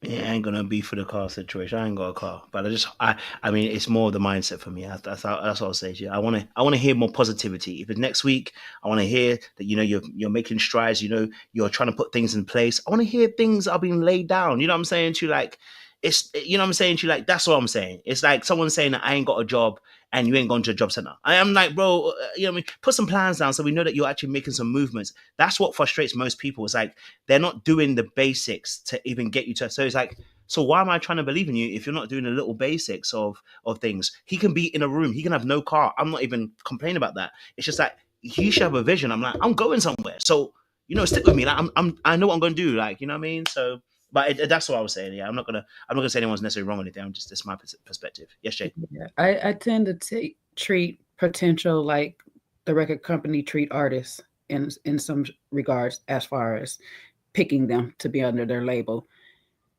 If you don't believe in you, how am I supposed to believe in you? If you're not putting in the work, why should I back you? You know what I'm saying? So it's that what you're saying, Kojo, is what we definitely need is that game plan. What is your game plan? I can't deal with a defeatist mind because I got so much other things that is already depleting a lot of my energy. That mindset is a black hole. And they don't intentionally try to drain you, but it starts pulling at all of your energy at all times from different angles and stuff. And you don't even realize, and then you're in a negative space and you don't know why. And it's like you start losing your friends around you or whatever and things. Cause I've had this happen to me before where I was dealing with somebody who was a black hole and it had me so negative that even my friends was like, I just didn't want to be around you at that time. And you don't realize it, how fast that energy just gets sucked out of you and stuff. And so it's just like, I need you to have something in place, some direction that you're going in. I can support you all day long, but I know you're working towards that direction. You know what I'm saying? I can't go into the bank without some type of business plan and ask for a loan. So I got to treat my relationships the same way. Is if you want me to invest and withdraw my energy from myself and put it into you, I need the plan. I need to know what I'm invested in. I need to know what I'm withdrawing and putting into you. Because without that, like, it's nothing to me. I'm just shelling out money and I got to figure out how I'm gonna get this back myself. I don't want that much burden on me. So I need Tay to be in that same position too. It's just like, you know, can I handle this? What is your plan? You said you need my support. What am I supporting? We don't even know what she's supporting. We don't even know what she's motivating. All we know is that he needs her to motivate. So it's like, what are we motivating? So that's what we need from Cisco right now is to open up. You opened up about your situation. Great. Can we open up about how we getting out the situation? What's your game plan on getting out that situation? And then we can go for it from there. So it's like, I don't support struggle love. I do see some potential in this relationship, but there's a lot more things that need to be handled first before they need to go forward. You know what I'm saying? They can do it together. If they're putting those things in place, like going to see that lady, both of them on those issues, Cisco giving the game plan or whatnot, there could be something, but all of that conversation need to be in place. And I'm not hearing a lot of that. It's starting to get more physical before it's getting to deal with all of that. Well, I mean, I will offer this as a footnote. Men do well and do better in a marriage, and in relationships, we definitely do much better. So that's something to note, that when we are married, we definitely make more money and we do well. So perhaps that's the point that Cisco is leveraging, is that he finds motivation by being aligned, with his woman. He's talking about the statistics and facts. We often talk about statistics, right, when we want to prove our points on the channel. So that is statistical and can be found very easily that men do much, much better when they are married. So she should marry him to level him up. Okay, I understand. Where does the show come from? I need the show. I don't understand. Like, what am I saying that is just so abhorrent? It's so shocking. It's jarring, the things that I'm saying to you guys. I don't see what the big issue is. No, Sean is playing with us tonight. He's not trolling us dragging tonight. her along, right? She definitely likes him. That's super important, right? We have to have a woman that likes us, right? So Tay definitely likes him. And he is honest with her. He's telling her she's not going into this blindly. She knows exactly. It's not Love is Blind. She can see everything. Now, We can't control what she wants to do. If she wants to willingly go into the situation and be his piece and treat him like her critical care patients that are on life support, and maybe she wants to revive him, maybe that will liven her up. Sean, I'm sorry. I'm sorry because we offended you. Yeah. Because this definitely is him trolling us. I apologize, sir. I am sorry. Okay, I am sorry. Okay, you can reset. You can press the reset on the factory button. You can press factory reset, bro. I'm sorry. I want you. I want Sean. I want Sean the original. Sean, come back. Sean, come back. Come back, Sean. Come back. I don't mind arguing with you about Juan and Carla, but I need you to come back. I need you to come back. I want you to come back. I'm sorry. I apologize. I should have been too harsh on you on Married at First Sight. Come back, Sean. Is that okay, Daddy Deacon? No, this is honestly how I feel. I don't know why we need to hit the reset reboot. I'm telling you my thoughts. Unabashedly, truthfully, how I feel.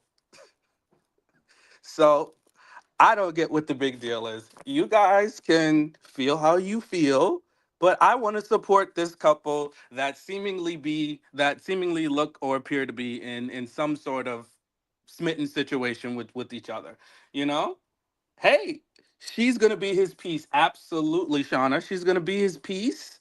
And he's gonna pour into her. He's gonna rub her down, treat her right, give her back massages, and do all the things that are gonna fulfill her. We're gonna throw away traditional roles and just have a good old time.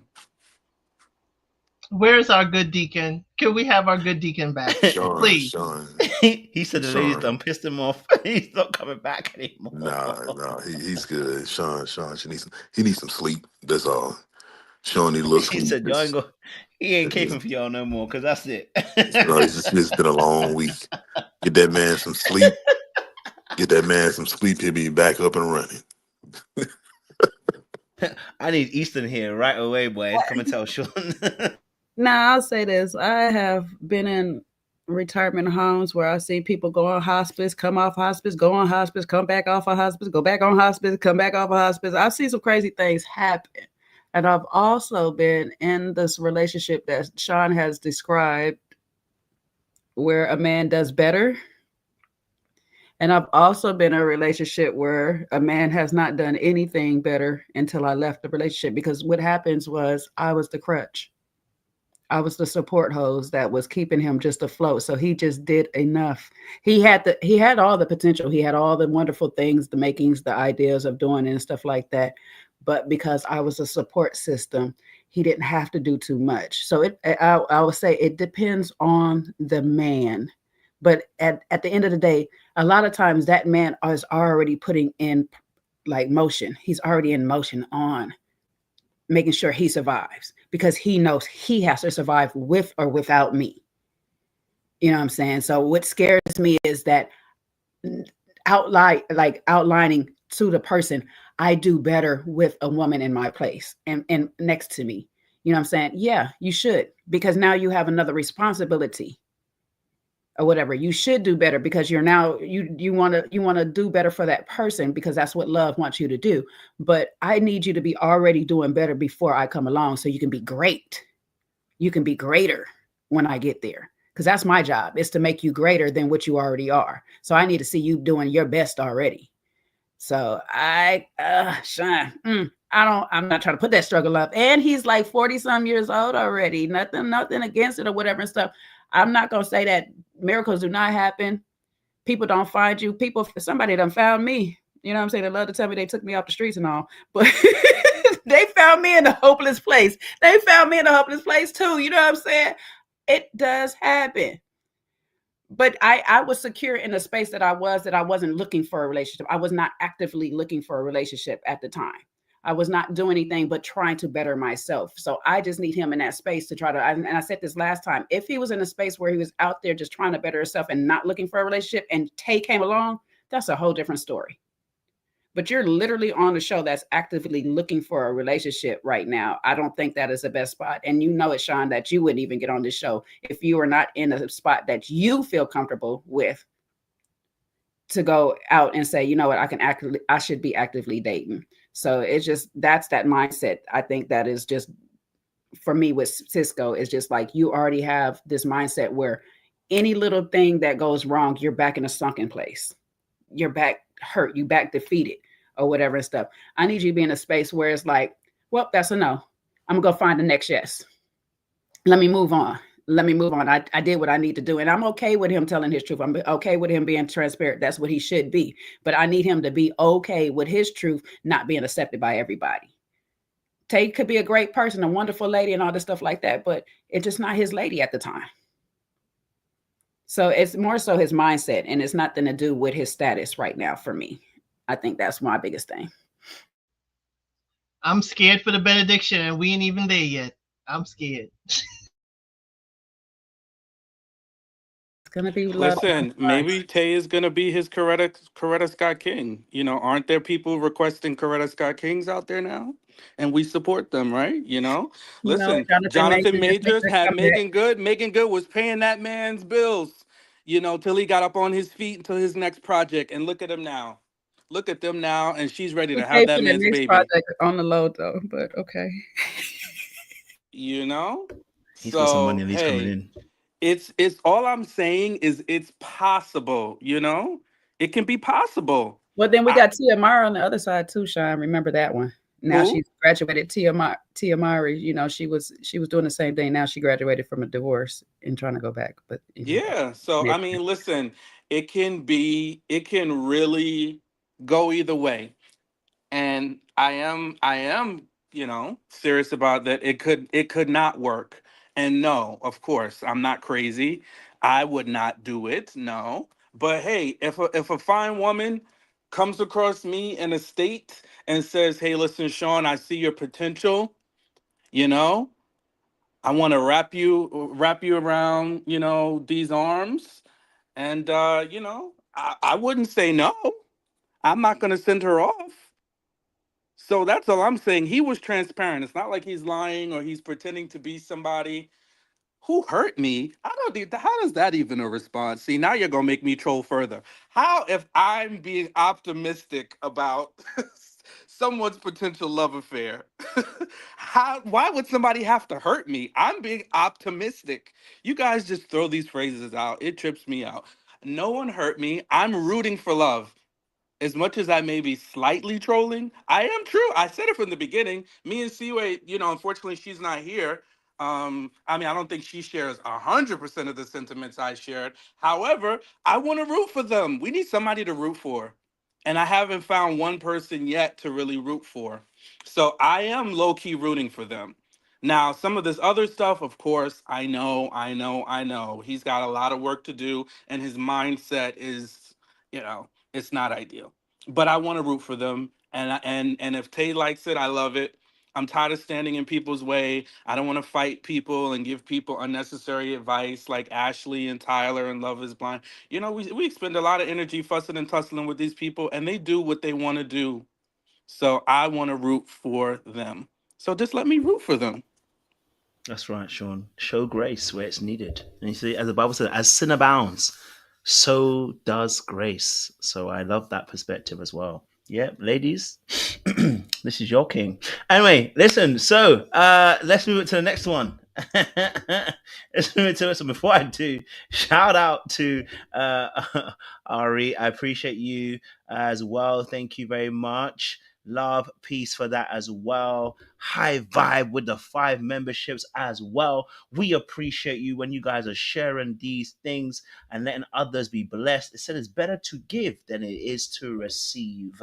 And so we appreciate it. Let me play a little clip, but you know, I have to be careful because they're going to copyright everything in a minute. You know what I'm saying to you? But let me play my little clip, you know, play my little quick clip. Hopefully it doesn't take people to the panel. I don't know what this clip. Why does it do that? Then I need to fix up. But anyway, let me put my little clip for y'all because you know.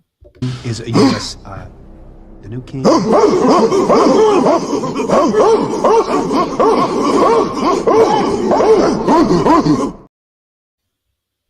That's right. All right, cool. Thank you very much. And shout out to ooh, baby. She said, listen, amen, Jay. Said that Jay was preaching. My, oh my. God bless you, sis. At this point, you need to send the money to her Cash App because, boy, you're going to cost me every time you send it because YouTube are taking 55% of that. So you need to start sending it straight to her Cash App. Okay, Shanna, from now on, send it to her Cash App. I have no problem. Support my good sis and my fellow panelists as well. We appreciate it, okay? Let me get back to regular business. It's been a good conversation so far, and we appreciate it as well. So thank you very much. If I let me play my little money clip. Here comes the money. Here we go. Money. And that's as much as I'm allowed to play because they cut me off after 9 seconds and try to take copyright. So, boy, oh boy. All right, cool. What's it doing? Why is it doing that? All right, come back. Here we go. There we go. Fantastic. All right, cool. So let's get back to regular business and let's go to our next one as well. Because I think this has been a good conversation so far. So I want to get to Coco. I said Coco.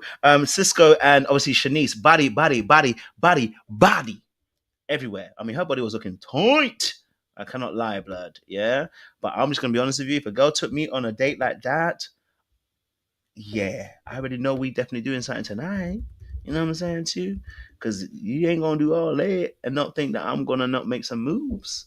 But what's you guys and ladies' thoughts about this? Because she was bearing it all, as they say. You know, as intimate as that may have felt. I want to get your thoughts on this particular perspective. How did you ladies see this? How did you ladies and gentlemen see this? Someone says surgically tight. Hey, it is what it is. Who wants to kick us off? Elle said, kick us off. Give us the dark arts. I was going to let the gentleman do, but hey, I'll go there. She did explain she is a nudist. Clothing is optional for her. This is her journey. It works well for some, not so much for others. But she did, come out and open up that robe, very, very, with confidence, I should say. Cisco, didn't miss a beat. He was, he was respectful considering the situation. And how can I say this? We went from using the paintbrush to using our fingers on her upper thighs. And that's when I was like, Cisco, are you going to tell Tay that you went from brush to fingers? Are you going to tell Tay that, yes, Shanice was naked, but I was not? I'm just trying to figure out all that he told Tay. And he's in that situation. And the thing is that Shanice, of all people, would have understood his living situation since she disclosed to us in the ladies' lounge that she was once homeless. So I'm wondering if it got edited out. Did they even talk about that? Or is he just not even interested in Shanice like that? But if we keep in mind that Ready to Love folks before told us they don't even know who's coming on their dates, then Shanice was prepared for this no matter who showed up on that date. So whether it was Cisco or any of the other men, she knew it wasn't going to be Fritz, and she was ready to bear all. So I ain't mad at her. She's looking for someone, and she picked the right one, y'all. Remember, the first time we met Cisco, he took his shirt off. So she could have been like, oh, he's into removing clothing, so maybe he would be a good one for this type of date.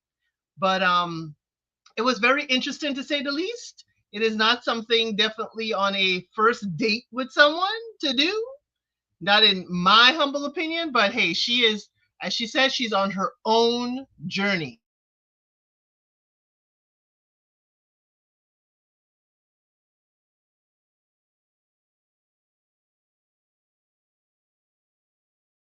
All right. This date with Cisco and Shanice, you know what I'm saying? I ain't gonna hold a nudist or nothing like that. I'm not too fond of clothes myself. I only got them on because it's cold outside or whatnot. So I do understand her pain. She got some nice fashions and stuff. And listen, I'm definitely one of them people, like she said, if you in my house, you in my house. You there on your own free will, not against it. Trust me. And so I'm gonna be there in my own free will doing what I do. However, this is a very interesting date to take your second choice. Very intimate date. A nudist and all, it's a very intimate date. And like Elsa said, maybe she just heard, oh, he can do it on the beach. He can be in front of people. He don't have no problem with being naked in front of people or whatever stuff. And let me just take him to do it so he can see this side of me. But I was just like, what? But it also explains why she going out to Fritz. Fritz liked to watch and she got something to see. So there's that, you know what I'm saying? There's also that thing. So that makes the understanding of Fritz just a little bit more a little bit a little bit more clear. Thank you, Francisco, for keeping your boxers on. You know what I'm saying? Cameraman do a better job from appearing to the front for us ladies. You know what I'm saying? This is a woman's show. We like, you know, it's us watching. So I need you to just swing around. You know what I'm saying? Act like an NFL player, cameraman, a little bit. Just swing around to get, you know, get the action shot. You know, that's all I'm asking. That's all I'm asking. I'm just trying to see if he was getting a rise out of the occasion. If Tay should be concerned, okay? Did he control himself well or not? All right. I ain't gonna never hold artists on which brushes or non-brushes they choose to paint with. You're an artist. You're allowed to paint. If you got a little paint on your fingers, it got to go somewhere. You don't want to put it anywhere. Right? The only thing that really bothered me is just the early this. I would do this date. I would definitely do this date with my partner. I would definitely do this date with somebody I have been involved with for some time, but I don't think I would do this particular type date with just a stranger. You know what I'm saying? Unless I'm like literally getting paid to be a model, like a nude model or something like that. Like Elle said and them know from my live earlier or whatnot, I've been in modeling, so changing in front of people is not a big thing. I've been like in positions where I have been like naked in front of people. It is not really a big thing for me. I can get where some people it's not their cup of tea or whatnot. But I've also been paid for those things. So just doing it on a romantic scale, I don't know, because I'm not learning much about you when I should be. This is the time I should be learning more about you than just giving you my body and stuff to do like that. However, when you are in certain settings and it's so weird. It's so weird. This is a members only live, but this one's not mine, so I can't tell y'all these stories either. Anyway, when you're in certain settings, it's weird how you can be so comfortable in the nude and really have great conversation with people. It's crazy. It's really, really crazy that you can actually do that. And it's no sexual tension or anything that's going on in the room. It's weird. So I don't know, but I don't know if I can do this like with all these camera people now and stuff like that, because then I'll be feeling some type of way. Like I don't know. This was a crazy date. I don't know how to sit here and just say anything positive about it right now, like because there is some positive aspects to just being chill, like literally just in the nude or whatever, and just having a raw conversation. It's like you see all of me, so now let's really talk. Let's really talk. And some people can set aside that sexual.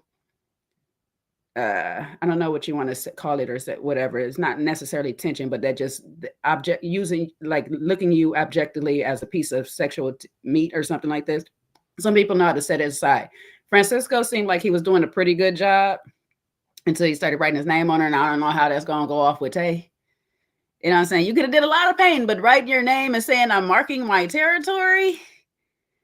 I was like, ooh, I don't know how Tay is going to take that when she finds out. And then we have that flip side of it is I do feel like he gave her some, Tay, when I say her, he gave her some inclination of a date, but I don't think he went into details that Shanice was as nude in the nude bucking naked as she was. Okay. I don't think he told that. So that was like, okay, you're being transparent on a whole lot of things, but some of these things you are not. So I don't know how that's going to fare well. And I'm really pissed off at production that we got this whole, because I want that conversation like ASAP. I needed that conversation like next week. I needed that date to come out right away so we could see how they navigate through that.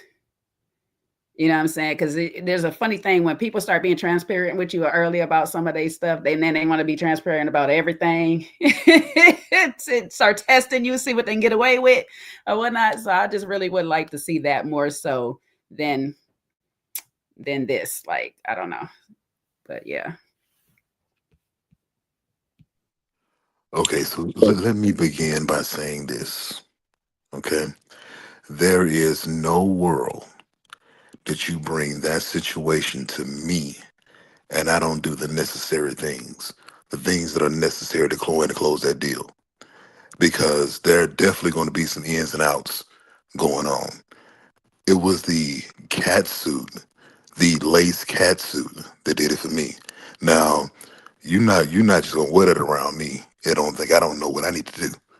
Now Cisco, he kind of let me down because he saw it and he got like he was a 13-year-old boy watching his first video.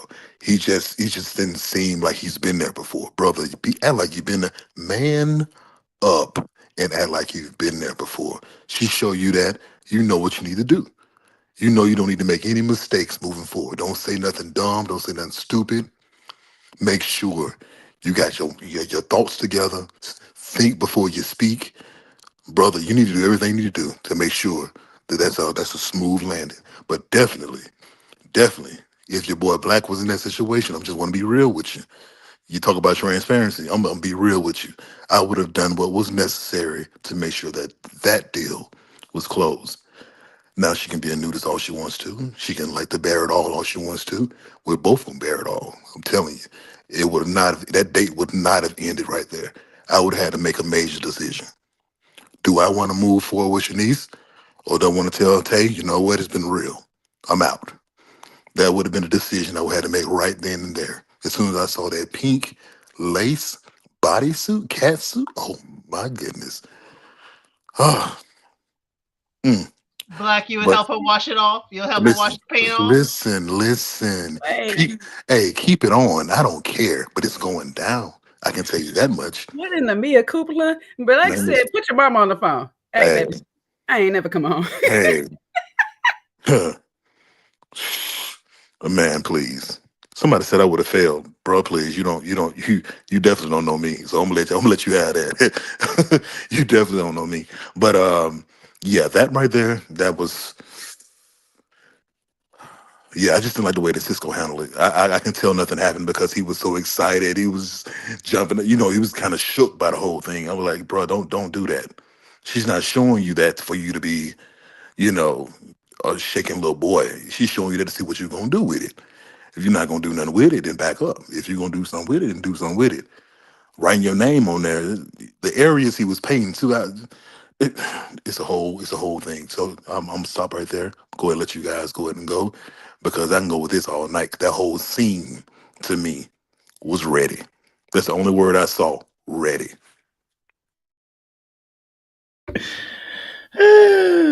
Black is killing me. Sean, did Cisco handle that right? I'm not sure why you would choose to come to me after Black deliver that Oh, there's no reason. that soliloquy. Are you gonna make sure she's right?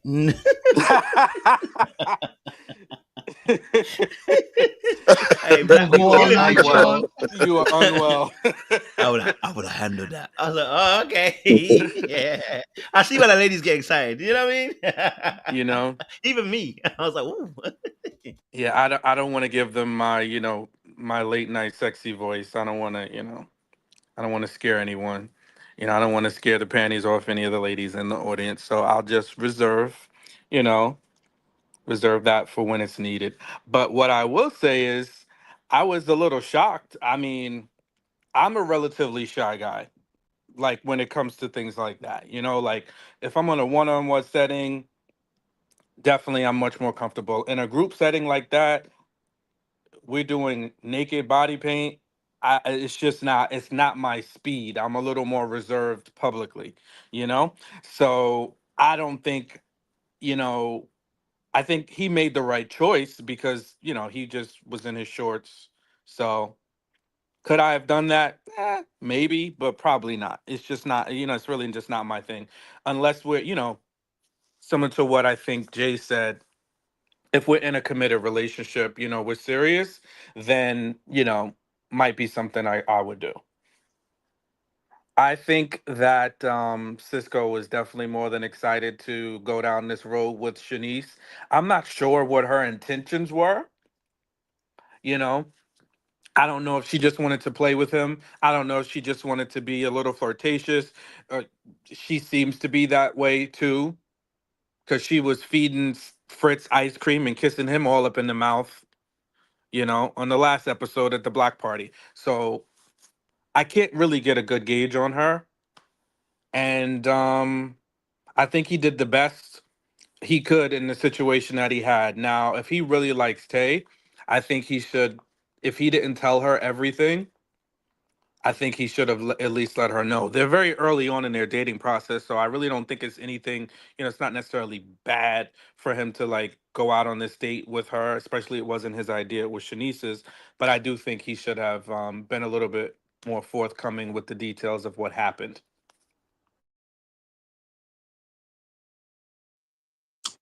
Yeah, I think it was a very forward move for both of them in this date. Obviously, Cisco being her second choice, Fritz being her preferred option. My first thought was, if you're getting naked for Cisco, then what are you prepared to do for Fritz? So, it's very forward. If you're comfortable getting naked with someone after knowing them a brief period of time and not as well as your first connection, she must still be very comfortable, or she's playing a game to try and get favor, like make the date memorable and, make sure she's got a solid connection. If anything else doesn't materialize. I think for him, he put himself in jeopardy. I actually think he put one foot in and one foot out. Like, he marked his territory by writing his name on her boobies. And that's a very flirtatious move on his part, and could give her mixed messages if he isn't really feeling her like that. And then the other thing is, he, like you guys have rightly said, he now has to go and explain to Tay, his top connection, about the date. And yeah, he's going to be sketchy about that, because just the way that explaining it may come out, there leaves room for a lot of temptation there on that particular date. The good thing is, he did keep his underpants on. I don't think he was told to get naked or anything. And he didn't make any attempts to join her. So that's also a plus. He just seemed like he was willing to entertain the date at that moment. And when he put his brush down, he was ready to play with another brush. And she was there for it. But like I said, I don't think he did himself any favors with Tay, because when she heard about Shanice being fully naked in the women's lounge, she was very surprised by that. So he clearly hadn't explained that part to her. And I can see why it would be kind of difficult to navigate, because the first instinct would be to ask, okay, well, how far did it go between you two? If she's naked, what did you do? Did you hook up later on after the date? So yeah. I can see why he went along with it, because again, if he had just put down the paintbrush and said, nah, you know what, you're naked, I'm not doing this date, I think people will be questioning his sanity at that point, or his sexuality or whatever. So I just think he kind of muddied the waters a little bit. I think the marking of the name and claiming the territory is very flirtatious. And Tay may not appreciate that, considering how we've just been speaking about his situation and how she's still willing to move forward with him to some capacity, regardless of the fact that he isn't in the best financial situation at the moment. I mean, listen, I think personally, there's no right or wrong answer, but there's a wrong answer in terms of the fact that if he didn't actually explain this to Tay, this is going to get back to her. You know what I mean? It's player code 101. Like, if you're doing this stuff in the dark, you have no choice. This ain't getting back to the person. You good, but you on the show. See, that's what I know. Something. I mean, I don't want to go too dark, but I mean, if you really are a dark arts master, you must be aware of your environment. You must be aware of your environment and use the environment to your advantage. This is a disadvantage. By you not telling her, it's going to get back to Tay. You know what I'm saying, Chu? So you already got the financial issue, and now you're not truthful? Brother, you are asking for trouble. You know what I'm saying, Chu? So it's not that he did it. It's the fact that he could have got away with this. He could have done it and be like, listen, hey, I was on a date. This is what happened. She brought this to me. I didn't want to be rude and disrespectful. You know what I'm saying, too? And it comes out later on. And then you tell her, and she's like, well, at least he's honest. You know what I'm saying, Chu? But if you lie, you've already started, the clock counting down before she starts going 1, 2, 3, 4, 5. Okay, too many. You know what I mean? So it's just a case of really for him just to be a bit more honest about that, because it wouldn't have killed. Because it getting back just makes Tay look stupid. You know what I'm saying to you? Yeah, it makes Tay look stupid. So I was like, yeah, I looked at it and I said, nah, he should have been a bit more forthcoming with the truth, and that would have allowed her to be able to go, okay, he's truthful, and then move on with it. And it would have been little that she could have said. She might have been a little bit annoyed the fact that you did it, but you'd have been like, hey, look, I told you because I wanted to be honest. You know, and you get brownie points for that. And you don't get brownie points for lying. So yeah, it's something that he has to look at as well. And if he's omitting now, I don't know. I know part of my dark arts is don't ask, don't tell policy or whatever. However, I do agree. And Seaway had to reel me back in earlier because I forgot we was on the TV show and there was cameramans around because I got lost in the body paint of it all myself. So it's definitely that I need to tell you, because I'm also one of those type people. Don't let somebody else spray me with my own tea. Like, I don't want nobody else to tell me what they gonna, my business before me. So I definitely one of those people that I would prefer my man telling me that he got something going on outside than having some other woman tell me, and I'm like that with my daughter too. I tell her, you tell me the truth or whatever, and I know how to defend you from there. Like, I need that part though. I need your truth. So I agree with you. He definitely needed to tell her, especially because there is camera people. It's the potential of it being out exposed and coming back to the ladies' lounge in some type of particular way. I don't, though Shanice didn't say it in a malicious way, it's still going to come off some type of way. You know what I'm saying? Because she's let him know. It wasn't like, oh, I did this to get at you or whatever. She like, girl, y'all done see me naked. Y'all women done see me naked already. Y'all just know I ain't one for clothes or whatever stuff. So I didn't know what y'all expect from me. But then at the same time, your choice was Frisco. Knowing how this lady over here feels about him. And we're in a competition, so it can still be seen some type of way. So he should have, if he didn't fully tell her. Now, there's still a possibility that Tay knows the truth, and she playing in the face of everybody too, because sometimes you don't want to sit there and just be out like, oh, I already know already, because you don't want to seem like you're comfortable with it as well and stuff. Because then that also tells a woman like Shanice, like, oh, okay, well, shoot, I can just be naked in front of your man. Yeah, no, sis. No, sis. We're not doing that. So hopefully this is where I'm gonna keep my grace and my hope open that he told the truth. But it ain't looking like he did tell all that. I don't think he did. Yeah, to me it looked like Tay was just processing it all. When Shanice said it, she didn't really come back with any force or anything like that. It was more like a processing, like, wow, more so of I just had a vulnerable moment with this man in a restaurant, kiss on the forehead, all this stuff. And this happened after your date with you guys being fully nude. So I'm sure it kind of makes her feel a certain way. But because we've seen the future episodes, we did see them, pretty much going back and forth. We had a little laughter, a little playfulness. So she forgave him. It looks like she forgave him eventually. So I don't think it's going to be a bigger thing because of that. I do think that it would have been better for him to tell her, because she mentioned feeling abandoned. And this could be something that can kind of make her feel that way all over again. Like, I'm thinking you're with me, but you're doing these type of activities with another woman. So you have to be mindful of how you're making the person who you're really into feel. Like, you have to be mindful of that as well. And I think that him not saying something is going to make her feel a certain kind of way.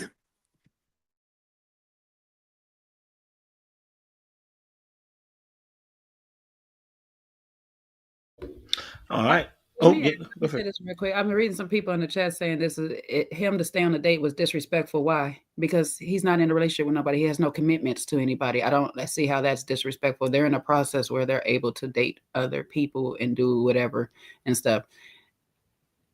Now, maybe if he fully got in the nude with her, that might be a little bit different or whatever, but they're in a process. They signed up to be in a process to date multiple people. And until he actually makes a formal commitment with the person, I don't see the disrespect of it. Go along with the process. I don't know. Yes, Jay, I agree with you because they tell us like this is not a traditional dating, right? We're going through speed dating. We're not, it's very, very different. So we should be able to explore our connections, do a wide array of things. So why are we putting him under such heavy scrutiny of him going on a painting date that wasn't even planned by him, mind you? It was planned by Shanice. And all he did was do like as if they went to the pool. He was just in his shorts. So I'm not sure why we want to, we want to make the morality police come up here. We've signed off on a whole lot more. I'm not sure why we want to, why we can't sign off on him dating, and going out on this painting date with Shanice. Yeah, I don't think there's anything wrong with the date. Honestly, I don't think there's anything wrong with him going. I think the transparency of how the date went and what happened on the date, because it was that type of date, would have helped his cause. Would have helped him better obtain Tay, in my opinion, because he was vulnerable about his situation. Why not be truthful about that situation? So you picking and choosing when to be vulnerable can be a very dicey game to play in a relationship when you're trying to date someone or pursue someone. So you either need to be vulnerable or not vulnerable. It is what it is, as they say. You know what I'm saying, Chu? It is what it is. Yes, it is not a traditional dating situation, so he should be able to be free as he is. Just needs to be aware of the social constraints. So just be aware. You know what I mean? Just be aware. Okay, our next one is Angie and sorry. There we go. Angie and Is my best friend. We tried to be intimate and it didn't work. Like, I can see where that would go. Is that really an issue for you? Oh my God. It wouldn't be an issue, but I'm just Marry a nun. Cutting off my male friends. I don't like it. Like Angie and Eddie. What's going on? He said he likes her because she got the mother in her. And she said, well, she's keeping her best friend who she had intimacy with. I guess it's 1-1. What's your thoughts to this situation between Eddie and Angie in this battle of absolute madness? What's your thoughts, ladies and gentlemen? First of all, that damn title is telling me she keeping a man in the back pocket. That is hilarious. And now you gonna come with the 1-1 situation. No, it's not 1-1. It's 10-1 because Eddie had a whole list of CVS grocery list of deal breakers that didn't make no damn sense. If she don't keep her house clean, if she don't keep the walls clean, if she don't go pick up my cleaners, my dry cleaning, give me breakfast, lunch, and dinner on the app. I'm like, what is happening, Eddie? Tell that lady you don't want her. Stop giving her all these crazy deal breakers. Now, I'm not going to hold you, and I know the man is going to go hard on this point. Sometimes the ex can be a legitimate deal breaker, especially when there's no boundaries in place. And it sounded like some boundaries are a little bit not in place because why is your ex your best friend? How did we get here? I got a lot more questions to that one. How did we get here? Because when they was telling me in the chat earlier, he was a best friend before we tried to be intimate. Why are you trying to be intimate with the best friend? Can you not tell without trying that it's not going to work out? I can't be, I'm sorry, I'm not, I could be friends with my ex. Me and my ex can check in from time to time, especially when I'm single. and my exes respect when I'm in a relationship, but I'm not trying to be best friend with my ex. I'm just not trying to do that. You know what I'm saying? Like that's weird for me. And I wouldn't want my man being best friend with his ex. You know what I'm saying? It's already an issue when we have, which I don't like to use the term baby mama, baby daddy, but it's already an issue because I know how easy that rolls back into something there because you've been intimate once. It's just like when they say you unalive somebody once, you can do it easily again. It's the same principle. So I'm not saying that her and her bestie don't have boundaries now, but it does, as he so elegantly tried to put it, it does put you in a compromising position and stuff because your ex can now try you. Also, your ex can try to put some bugs in your ear just because they haven't closed that door on you either. So you have to be fully that door has to be fully shut. So that's why I'm saying I don't know how we get to a best friend stage if that door is fully shut, because I just don't want to talk to you that much anymore. Like, I don't. I got love for you. I could check in on you. I could follow you on Instagram. I could do all of those wonderful things. But talking to you on, I think of best friends. When I think about best friend, I'm talking to you on a regular. I'm talking to you almost on a daily basis. You know what I'm saying? As Elle said, we all have different levels of best friends. Okay. Some of us are closer with ours than others. All right. Thank you. You know, but I talk to my group of people almost on a daily basis in some form of communication. DEONNA, we Instagram, we text, you know what I'm saying? We send messages, we send memes, you know? So there's all different ways that we communicate on a daily basis. I don't do that with my exes. You know what I'm saying? Elsie gonna tell you how she blocked all of hers. No, I don't block them. I just don't have, a relationship like that. But for Angie, I need to know her definition of what was intimate. How far did we get? I have questions. Did y'all, try and didn't seal the deal? I need to know. Is it hold hands or is it hold something else? I need to know if we're going to talk about this. And the whole best friend thing is, I don't know. And best friend to ex, now back to best friend role. No. She is, sending us a few steps back when we talk about friend zone and people staying in the friend zone. When you're there, you're permanently there. Now, contrast, Mr. Elford is friends with his exes. And, I had to do some healing with that because it's like, I need to see how the behavior patterns are. Do they respect boundaries or not? You have to know these things with people's relationships because, as you said, some exes may put, something in their ear. Some exes may behave in a way that you don't recognize is them trying to put salt in your relationship. But now this ex is a best friend. Who are you going to listen to? Your man or the best friend? That used to be your man. That could be still trying to be your man. We have questions. We need to observe them together in the wild before it's like, I understand her. She don't want to give up her best friend. Best friend probably been with her through thick and thin, probably through her divorce, probably through the passing of her fiance. There are some really emotional ties there. But again, she also needs to listen. If Eddie has a problem with the connection with the best friend, he needs to observe and he needs to be able to bring it to her like, hey, this kind of behavior looks kind of iffy to me.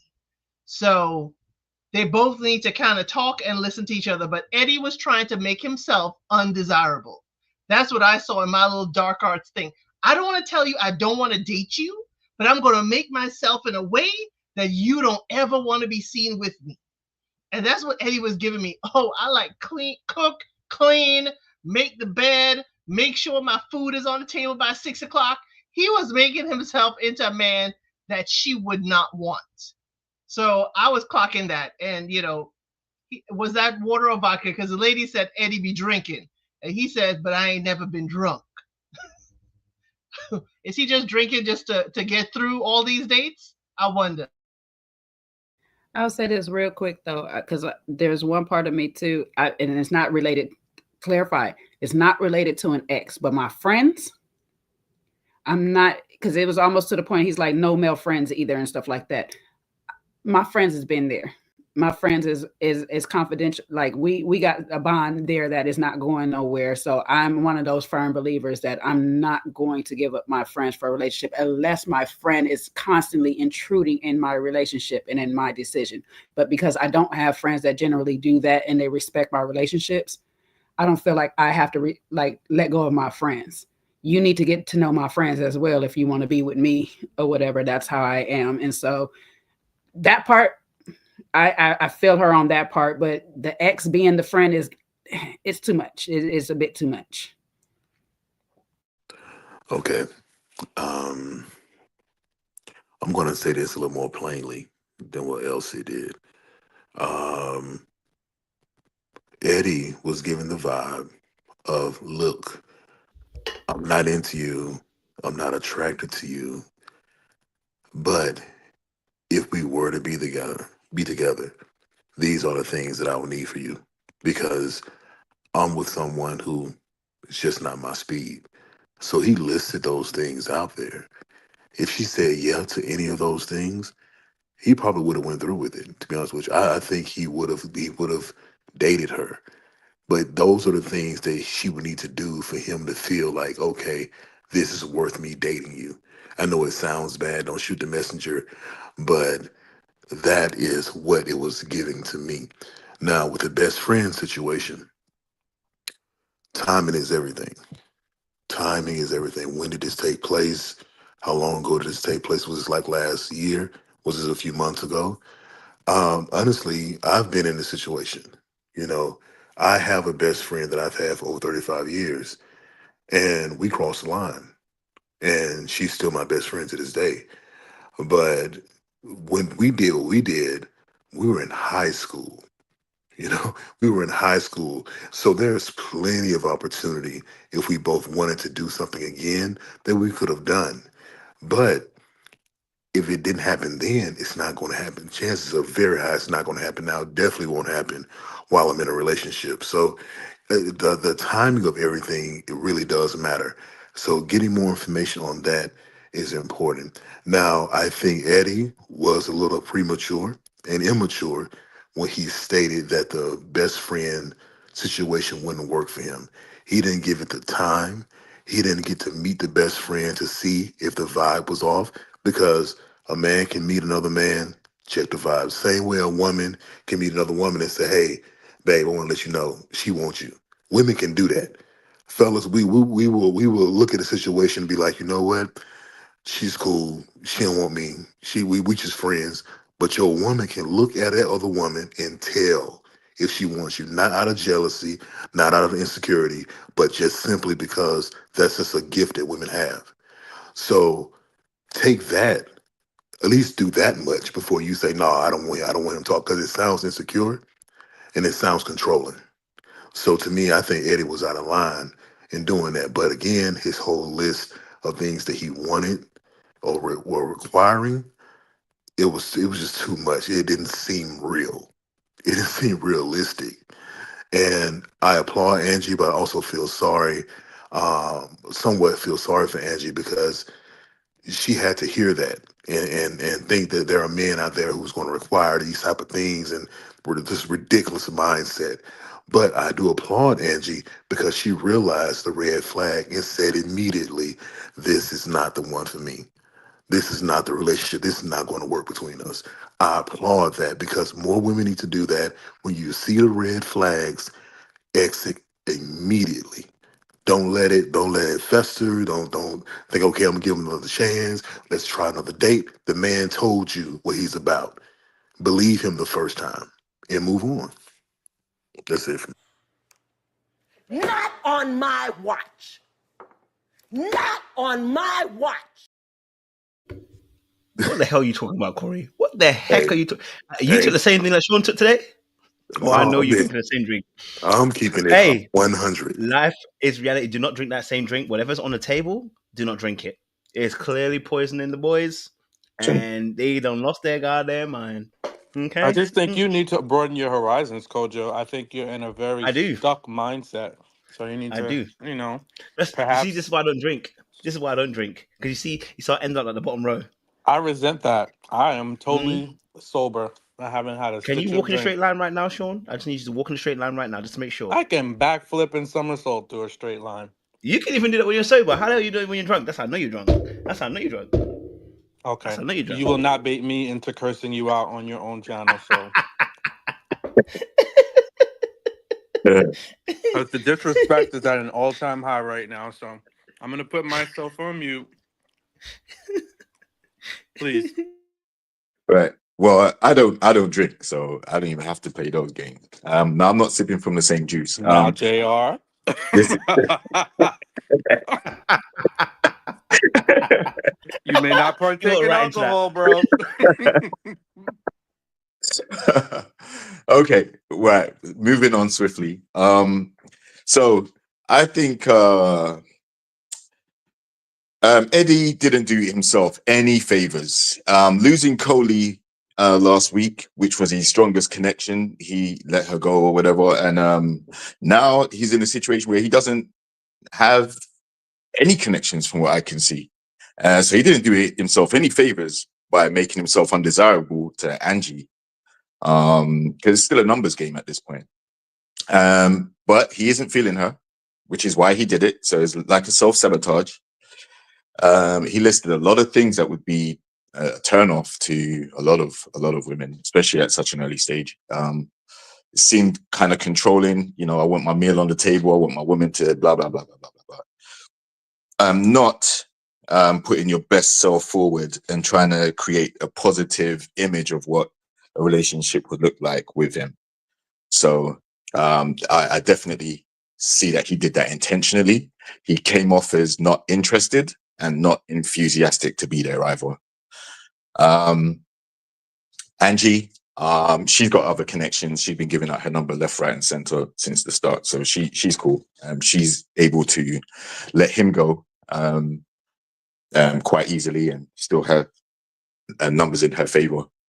I think what Eddie was saying was, you know, if you put someone in the friend zone, it's a real place.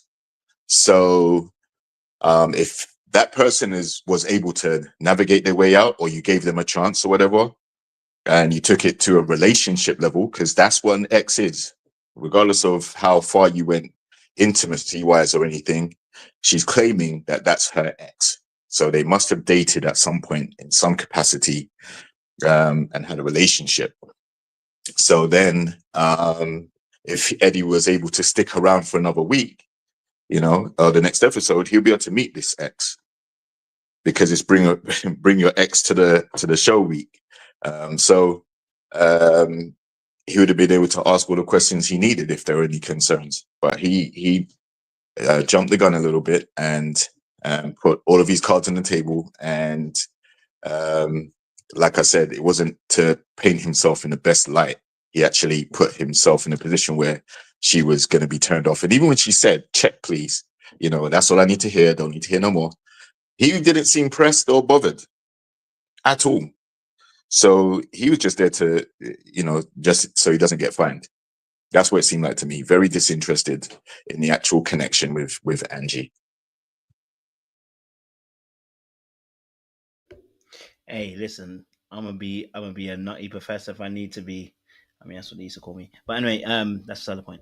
But yeah, for me personally, yeah, we ain't doing all that. Okay, this whole, to be fair, she actually it's not necessarily an ex. They said they were intimate, so they had tried some things. So it may be that case, in that respect. As for me, it's a no go.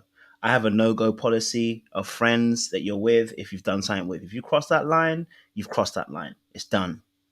It's actually, for me, it's a strict boundary I don't play with. I don't think you need to. There's a million other people in the world who can be your friend. Why do you have to be a friend with somebody who you've been intimate with? Do you know what I'm saying to you? Like, it's also a thing that I've also myself have unfortunately come to the terms to. I know some great women, but I've crossed the line with. They cannot be my friend anymore if I was to get into a relationship. And I've conceded that. Not because I'm the most amazing person, but because I have boundaries and I expect other people to uphold those boundaries if you're in a relationship with me. I don't play that game. I just think that to myself, there should be a line, and there should be a line that we should all keep. Now, of course, everyone can do how they want to do in their relationship. That is up to them. That's your boundaries. But for me personally, I can't play that game. I think people believe they're much stronger than they actually are, and they're not. I've seen it. I've witnessed it. And every time people try to play with that line, yeah, somebody does something stupid. You know what I mean? Like, we're human beings. So sometimes the self-discipline isn't actually not trying to do something. Sometimes self-discipline is just taking yourself out of situation completely so you're nowhere near it. And I just think to myself that someone having access to you where they're conversing with you. And here's one thing no one even speaking about. The emotional ties to that other person as well. Information begins to flow. People got loose lips. Information go and flow, and they go and slip and go to someone else. So forget even having sex. That might be the least of your worries. But information flowing from this relationship into that other person, you know what I'm saying to you? Like, for me personally, nah. You know, I have a best friend that's a woman, and I've never crossed that line. I haven't slept in the same bed. I haven't done any of those things. I pride myself on that because I wouldn't be a friend with that person. That's not a friend to me. You know what I'm saying? If I cross that line with you and I do those things, you know? So that's just for me. Someone said, whatever happened if you were young, that's still your business. I don't know why you're still friends with that person in a relationships when that person you've done something with, they've still touched you. You still touched them. It hasn't stopped just because you've done it when you're 16. You know what I mean? Like, your body still remembers. Okay, so it ain't been forgotten for me personally. So that's my personal opinion. Again, I'm not forcing this on everybody. It is not a general for everybody to say you have to follow it. It's more of a case of, for me personally, I'm not about that life. I also think it depends on what the friendship looks like, because for the most part, I am friendly with all with, and I wouldn't say all, but most of my exes, and but it's not like we hang out. I think about my ex-wife. We're definitely friends, but I haven't seen her in probably like a couple of years, and it's not something that we may speak to each other, but there's boundaries in place. I have another ex who, we talk from time to time, but I don't see her. You know what I mean? Like, it's not like I see her. We may talk, we may check in. It's not an intimate friendship. Now, I know that Angie said that one of these guys is her best friend, so I would want to know what that looks like. You know what I mean? Because I think it's very difficult to come into somebody's life with a wrecking ball. And I think that's probably why my opinion has evolved on this a little bit.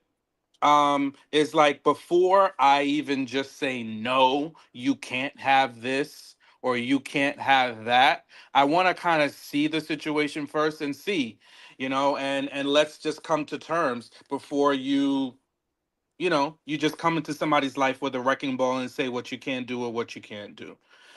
Because the same way that it could be a friend, it don't necessarily have to, it could be anybody. So I want to get to know you. I want to see how you move and how you operate and how your friendships operate. So that's kind of my stance on it. And I think Eddie, as much as I did agree to a certain extent with, it's a lot, because it sounds like Angie might have a lot of male friends. So I would be a little hesitant if there's like no balance. If she's got all male friends around her, that's probably not a situation I want to be in. So I could understand having a little hesitancy, but I think he was just like coming in with a lot of things. So it was the friendships, and then he started talking about all this cooking and cleaning. I think Eddie needs to evolve a little bit, not to say that you guys can't figure out what's what, but I think going in with that expectation and saying, okay, I need you to do this and don't do that, and then I need you to be cooking and cleaning. I think it's a lot he's throwing at somebody.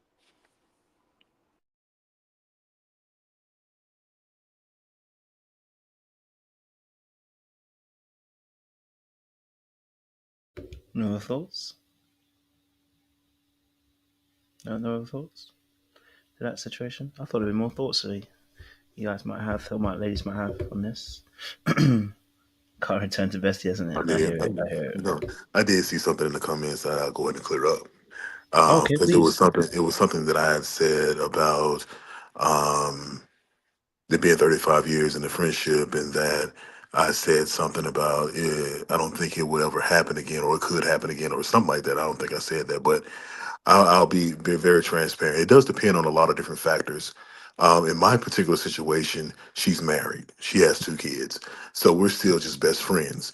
And it'll always be that. So it won't be an opportunity for us to be together. But I'm just saying, in hypothetical, if there was a friendship that you have with someone who's not married, the chances of that resparking are slim, can be slim. But I will say that each situation is different. It was a very authoritative type of vibe that Eddie was giving when he said what he said, because he doesn't know the dynamics of the relationship. And for him to come in and say that, I think it's just a bit too much. But that was all I wanted to say. We can move on. Thank you for clearing that up. I seen brown sugar. You should have never cleared that up, boy. You're making it I worse by the seen second. brown sugar. You Yeah, making I it seen worse brown by the sugar. second. Them people, I both wish of you them never got said it. both of them There got you go. married to somebody else, and guess what? At the end, they was over there. I said you making it worse as you go along. But thank you for clearing it up. What's her being married got to do with anything? Has that stopped No, anybody? no. In Her being 2022? married. Has that ever stopped No, anybody? no. We're talking now. We're talking about general, and then we're talking about my situation. My situation has a lot to do with it because of how I view marriage and how sacred I view it, and I will never disrespect someone's marriage. That's me. That's a me thing. So that's why I can say it will never happen because of Yeah, that. some people say they never will cheat, and they cheated. Like there's Yeah, way. Look, you when need we two say people we to do have, that. Though. I know you do, but when people say that, they always say it from a place of right now, and you're good right now. When the whole point of from and this, okay, sorry, I'm saying it like you have to take my advice. Let me stop first and foremost. My opinion. Let me make it very clear. My opinion, my viewpoint, because I looked, I was putting it onto you. I apologize, but for my understanding of what I've seen, okay, marriage has never stopped anything. It just needs a right environment. It needs two people to be in the right space at the right time for a second, and that's all it takes. So for me personally, I don't even want to play with myself or play. Well, sorry. You clearing it up ain't making it no Come better on. now. Just use your I'm gonna go and words. just It's shut up. okay, Kojo. We're I'm all gonna go and grown. shut up. We're adults here. You have Hey, the Kojo, consent to yourself at any time you want. Kojo, you be with that deep It's speak, bro. okay. Don't let them Kojo, you shame got you. them live dictions. Hey, I ain't gonna hold y'all, being that this is about to be our final live on this crap for a minute. This has been a great one. I'm serious. No Oh my consent god. needed. That's really the No safest way. You consent don't have to needed. worry about anything. It's a consent-free environment. Listen, Can't So cheat I'm on not there you telling you go. yourself. keep your mouth. You can't. You can't cheat on Now, yourself. now you No, can. Now you can. exactly. The right hand be over here mad at the left hand. You know what I'm saying? Getting more attention. Yeah. Sandria So said no here's means no. Well, it's yes means yes all the time.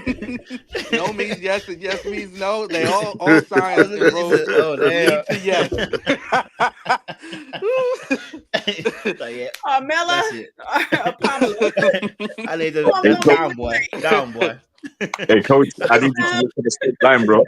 I need to walk a Listen, straight line. Yeah, I need to walk a straight line because boy, that was I don't know what's going on. I must have drunk some Casamigos and I don't even drink. But yeah, no. I was saying that for me personally, not for you, Black, because again, I do believe that people have their rules of where they're like, it's a definite no. Like for me, I'm never gonna drink. It's just never gonna. I can be in a bar, I can be in a club, I can be anywhere. I've never drunk in my entire life. It's never gonna happen. It's just not my kind of thing. So I do understand that people do have like those things where they're like hard, fast rules. For me personally, it's just like I think Jay kind of mentioned this, and I think that's where I live by, which is if you've killed once, you can kill again. You may have said you are never going to kill, but you know, the film when they show those films, it's always funny how they always end up in a situation where they got to kill again because inevitably situations keep coming up where that tests that particular aspect. So it may work for you, but for me personally, I'm like, if you've gone there once, you can go there twice. Like someone being married ain't stopping nothing. In fact, anything, I'm even more scared that you're married because that's when the shit goes down and you're in that bad place emotionally, and someone's shoulder's a little bit too large. You know, Corey got a good shoulder too. They're gonna rest their head on that shoulder. Yeah, you gonna look at that shoulder. You know what I'm saying? See a little spark no go down your shoulder. You know, you gonna feel a little something. So for me personally, it's like not. I wouldn't personally be encouraged by it. So I would say that if I was talking to someone and I heard that's what their situation is, like how Angie put it, yeah, I've heard enough, and I think I should leave you alone. It's not about I can't tell you what to do. I need to go. That's my boundary. Boundary is not about telling them what to do. It's about how I feel comfortable or not comfortable. Now, if the sex was trash, then you ain't got nothing to worry about because I ain't never gonna. And that I didn't want to say it, Jay. I didn't want to say it. I didn't want to say it, but you looked at me and you said it. Thank you. Thank you. Because they were young. They were young. Thank you for saying it, Jay. I ain't want to say it. Some people wait till they're grown to try and get the revised edition. That's what. No. It was trash then. I trust it's still trash. It's okay. It's okay. I don't want to be disappointed twice.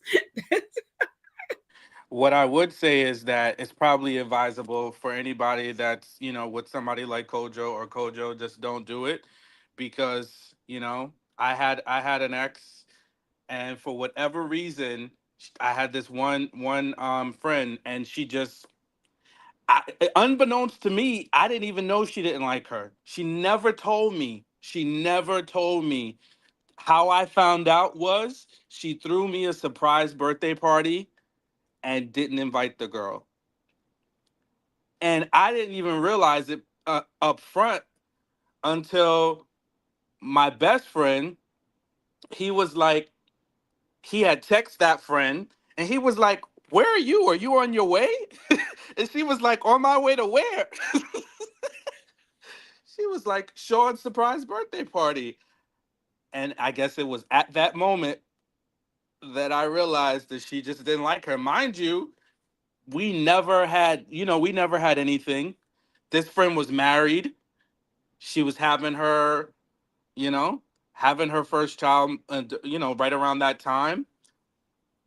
And she just chose not to invite her. And at that moment, I was like, wow, she really doesn't like her. And I had to ask her, like, what happened? And she just looked at me and she rolled, and I asked my ex, she just rolled her eyes at me. And I was just like, oh my gosh. But yeah, things like that will happen. I say all that to say, like, if you're with somebody that really has a problem with your friends, or, it's something you talk about, it's better to just flesh it out, because they're just gonna, it's not gonna work regardless.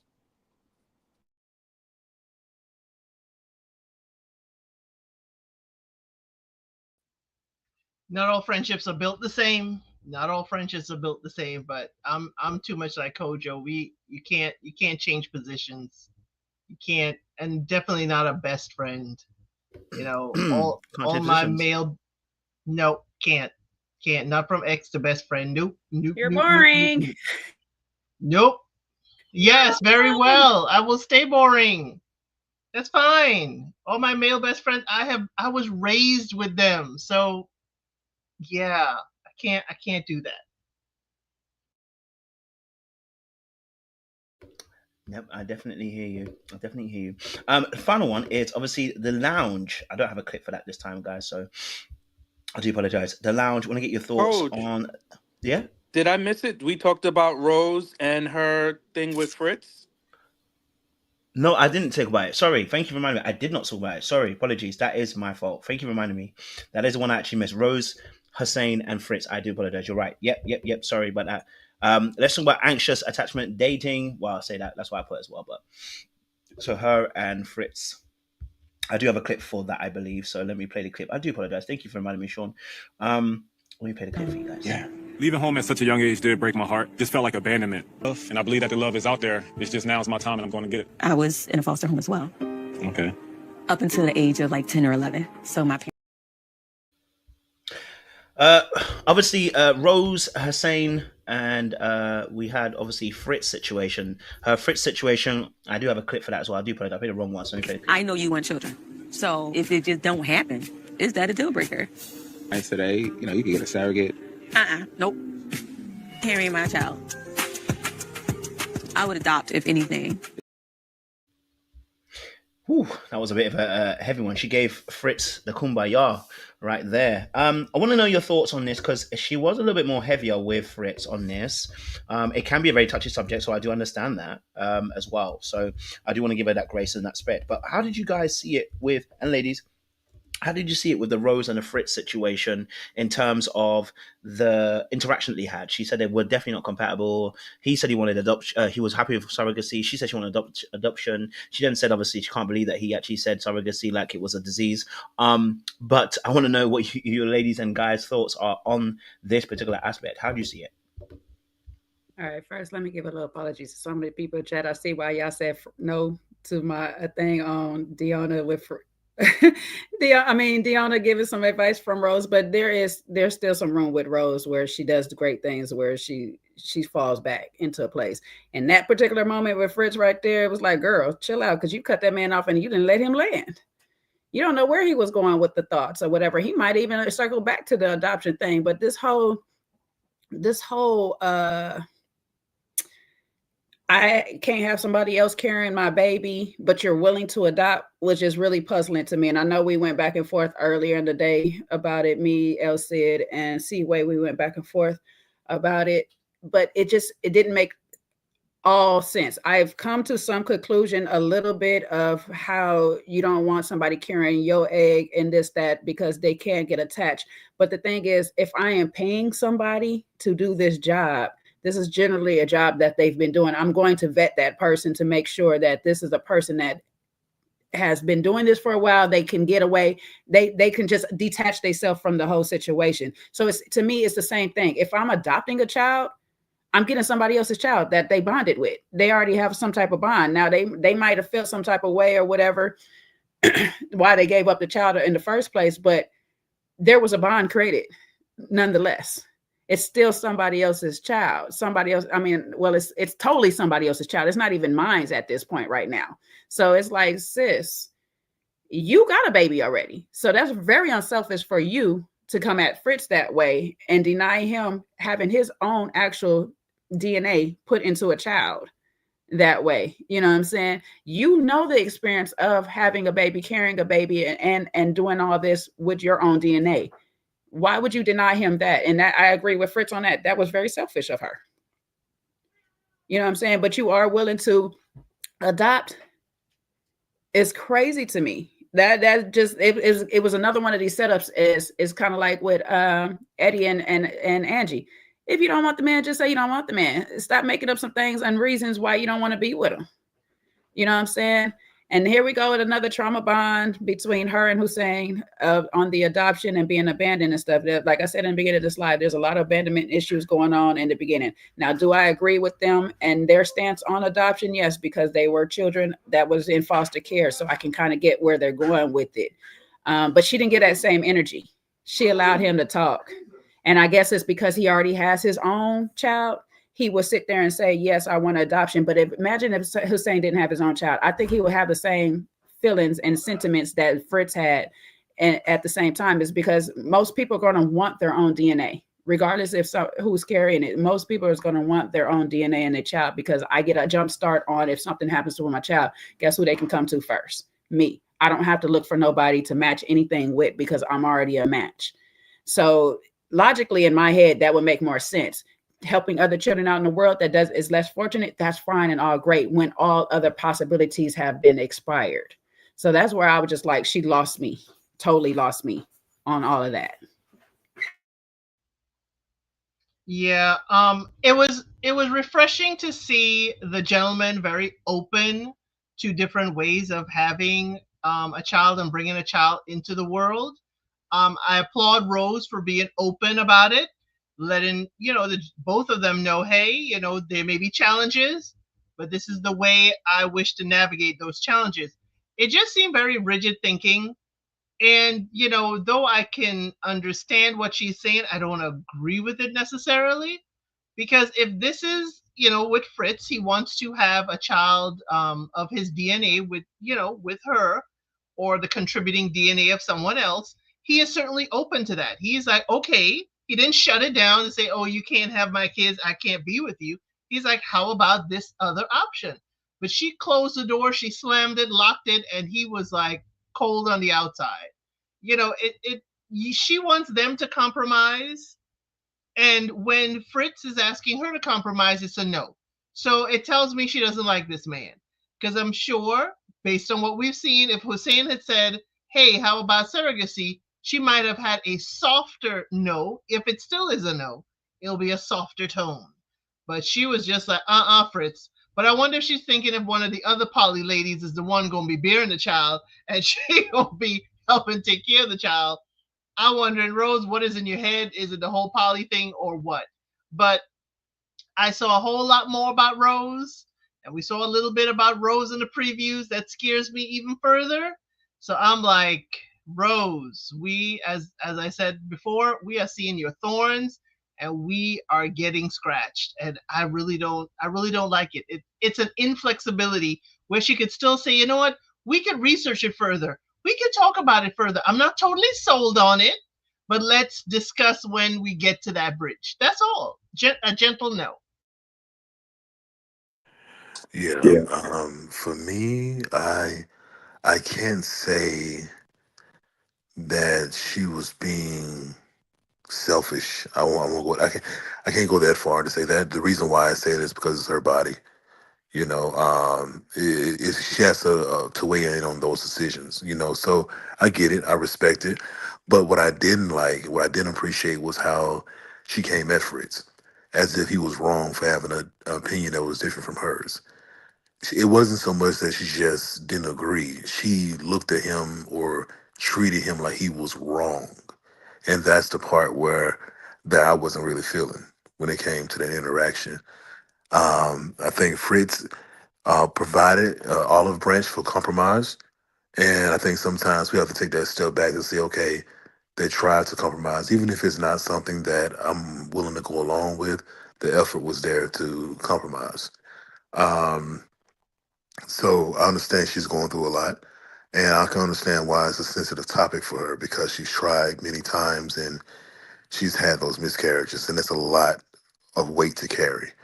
That doesn't just go away after a certain period of time. That sticks with a person. So for her to have multiple, I can understand the sensitivity behind the subject, but I just don't think that she articulated well as far as her interaction with Fritz. I just think too much care for it. That's all. Yeah, I think obviously Rose is the one that brought that conversation to the table. So yes, there may be sensitivities around it, and she's kind of using that as a gauge to see who she wants to be with, probably. But the two guys, Hussein and Fritz, they're in two different situations. Hussein has a child already, so he's in the same situation as her in that respect. They both have children, so it will be a blended family. Whereas with Fritz, he doesn't have kids yet. So the fact that he was offering the surrogacy as another alternative, because let's be real, it is another alternative. If one person doesn't want to have any more children and they're considering adoption, surrogacy is another option. It doesn't mean you have to go with it. But I was surprised at how she got triggered by that, because it's not her body at that point.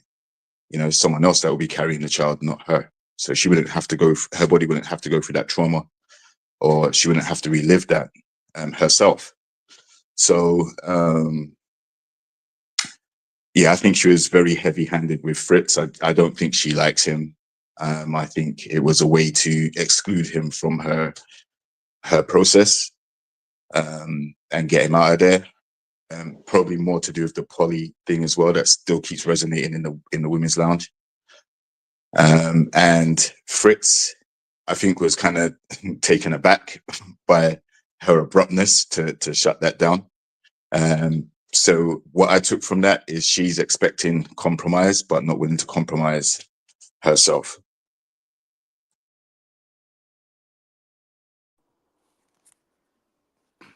Yeah, I think she just doesn't like him because this is the first time we've seen her be so sharp, you know? And it was just like exploring an opportunity, and she was just super, super sharp with the way she dealt with him. So, you know, I tend to believe either their conversation went a different way, something else that he said must have annoyed her, and maybe we didn't see that, or she just really just doesn't like him. Because for her to be so very sharp in her response and just that's it, leads me to believe that there's something that's just not clicking with her and Fritz. And so she's just like, nope, I don't even want to talk it. I don't want to explore it, because it sounded like it may have been a lack of information or just um, an unwillingness to hear more and explore more. Because to have such an intimate conversation so early on, I thought was really nice, and I was just surprised how close she got about it towards the end. So, little concerning. And I don't know if that was in the previews or with her date with Hussein, but did she also say she got a dude, an ex in prison somewhere? Cause The that father Yeah, of threw her me child. too. yeah. Father and child. Whew. I'm like, yeah, no, I need to stay right here in Jersey. I am not. I can't do it. Get somebody else to do it. I'm sorry, Rose. I can't do it. I'm sorry. You got somebody doing a bid coming home? I'm gonna have to bid you adieu. That I gotta draw a line somewhere. And somebody coming out with a charge that's been in for a minute. I'm not a fighter. I'm a lover.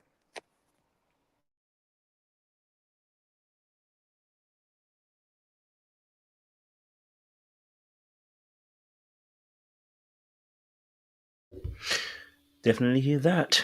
What's your thoughts then to Rose and Hussein conversation? Because they seem to be more in tune, more in step.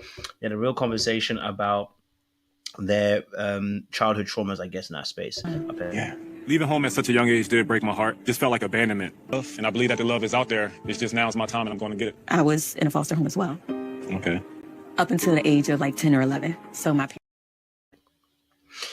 Yeah, they obviously bonded on the fact that they both came from, well, she was in a foster home for a little while, he was in a group home. And it was around about, for him, I think it was between his teenage years into college, whatever. And then for her, it was like up until 10, 11. So it's quite formative years for both of them, actually. You know what I mean? It's quite experience. So I wanted to get your thoughts on that for both Rose and Hussein, and what your thoughts are on that particular perspective. How did you, ladies and gents, see that situation? Rose and Hussein. Hopefully not another trauma bond, but you know, that's something they can both relate to, unfortunately, that experience. So as I said, with him having a child already, she has a child. Seems like Hussein could be more of a match for her. And she seemed very vulnerable, as was he.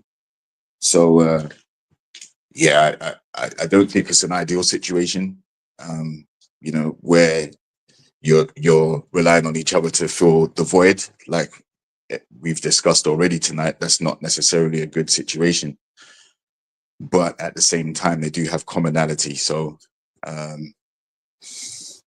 I definitely agree with Shawn as well. Like, if she's got a partner coming home from doing some time in the big house, you know, that's something that any connection would have to worry about, because that will be a hurdle to overcome. So Hussein has to obviously weigh up whether his connection with Rose is strong enough to proceed, and don't use the fact that they're from a similar place in terms of that abandonment as a focal point of their relationship.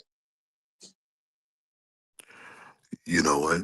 I'm sorry, JR. Were you done? I didn't want to cut you off, man. Yeah. No, I'm done, bro. Okay. All right, cool. All right, so I look at this situation the same way I look at Cisco and Tay.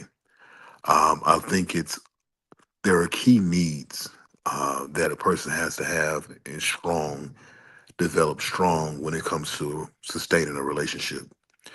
And I think the type of love that Sane is looking for, the type of love that Rose is looking for, I don't think unless you're self-aware, self-assured, that you know what kind of love you're looking for, and when you see it, you can identify it, then that's fine. But I think with these two, they're saying to me that they don't know what that is. And it's the same thing with Cisco and Tay. If you don't know what something is or how something looks, you want to spend most of the relationship trying to find out what that is instead of actually diving into the relationship, enjoying each other's time, activities, trips, and all dates and all of that. So it becomes more work than a situation of enjoyment. So to me, I think that this relationship wouldn't work because of that. Unless, like I said, Hussein knows himself and knows what kind of woman it takes for him to fill that void or that type of love. Because it is possible, but you just have to know what that is. If you're still figuring it out, that's what makes it hard to do. So the two of them, it sounds cool. It sounds like, they want to make something work. It's just because they have that particular thing in common.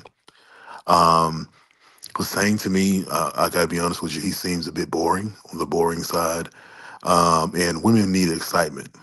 Majority of women, at least the ones I know, need some level of excitement when dating, when having conversations. All of his conversations to me just seem pretty stale. And that's just me on the outside looking in. You know what I'm saying? So I don't think that it'll sustain for her either in that regard, because Rose does seem like someone who likes someone who kind of steps out, have some fun, take some chances, some risk in certain areas. Hossein just doesn't give that vibe to me. I could be wrong, but it's just the initial vibe that he's giving me when it comes to that. So all in all, I just don't think it's a good fit. It's just not a good fit.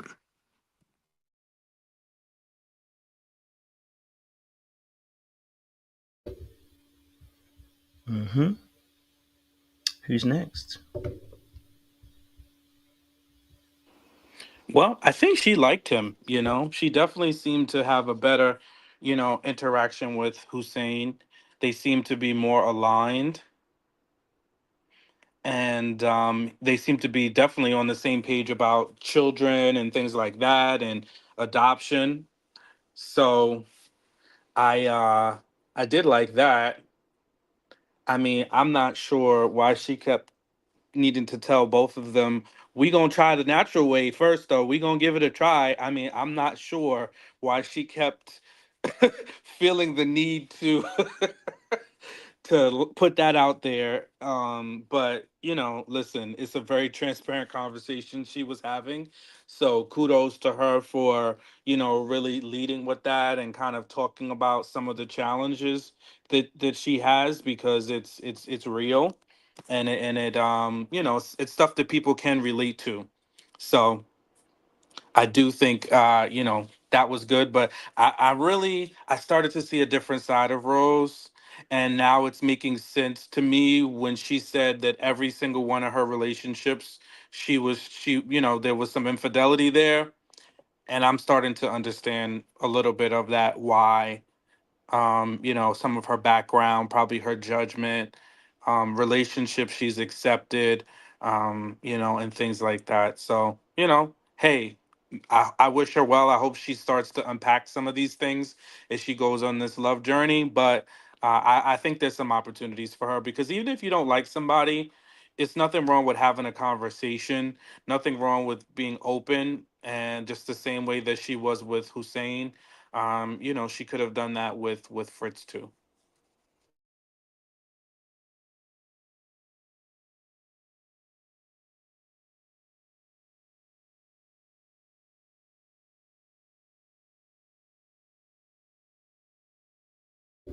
Any other thoughts, guys? Ladies, any other thoughts? If not, I think we'll leave it there. No?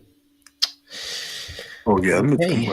I do want to Okay, say go for this. it. This is a little bit outside the point. I just want to acknowledge that that a few of the guys, I think it was Eddie, I think Hussein, and I think it was one more guy. I can remember. Naeem. Those three gentlemen, when they came on their date, they actually brought a gift, or they brought something for the young lady that they were going on a date with. I think that's a nice touch. Brought roses, brought a book, a journal, and other of them I think brought flowers as well. I think that's a nice touch as a man when you're interacting with someone you're interested in. You go into their house, you're going on a date. It's just a nice gesture to bring something that says, "Hey, I thought about you." So I just want to speak on that real quick because it did happen between Rose and Hussein.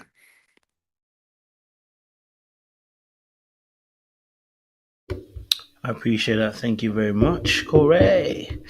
Okay, our 3 hour mark has been hit, so I think I'll pass the mic over to Deacon to round us up and take us home. So we're not gonna go to the room. The ladies' lounge. Yeah, that's it. Thank you, Jr. Oh, okay. Y'all got some thoughts on the ladies' lounge?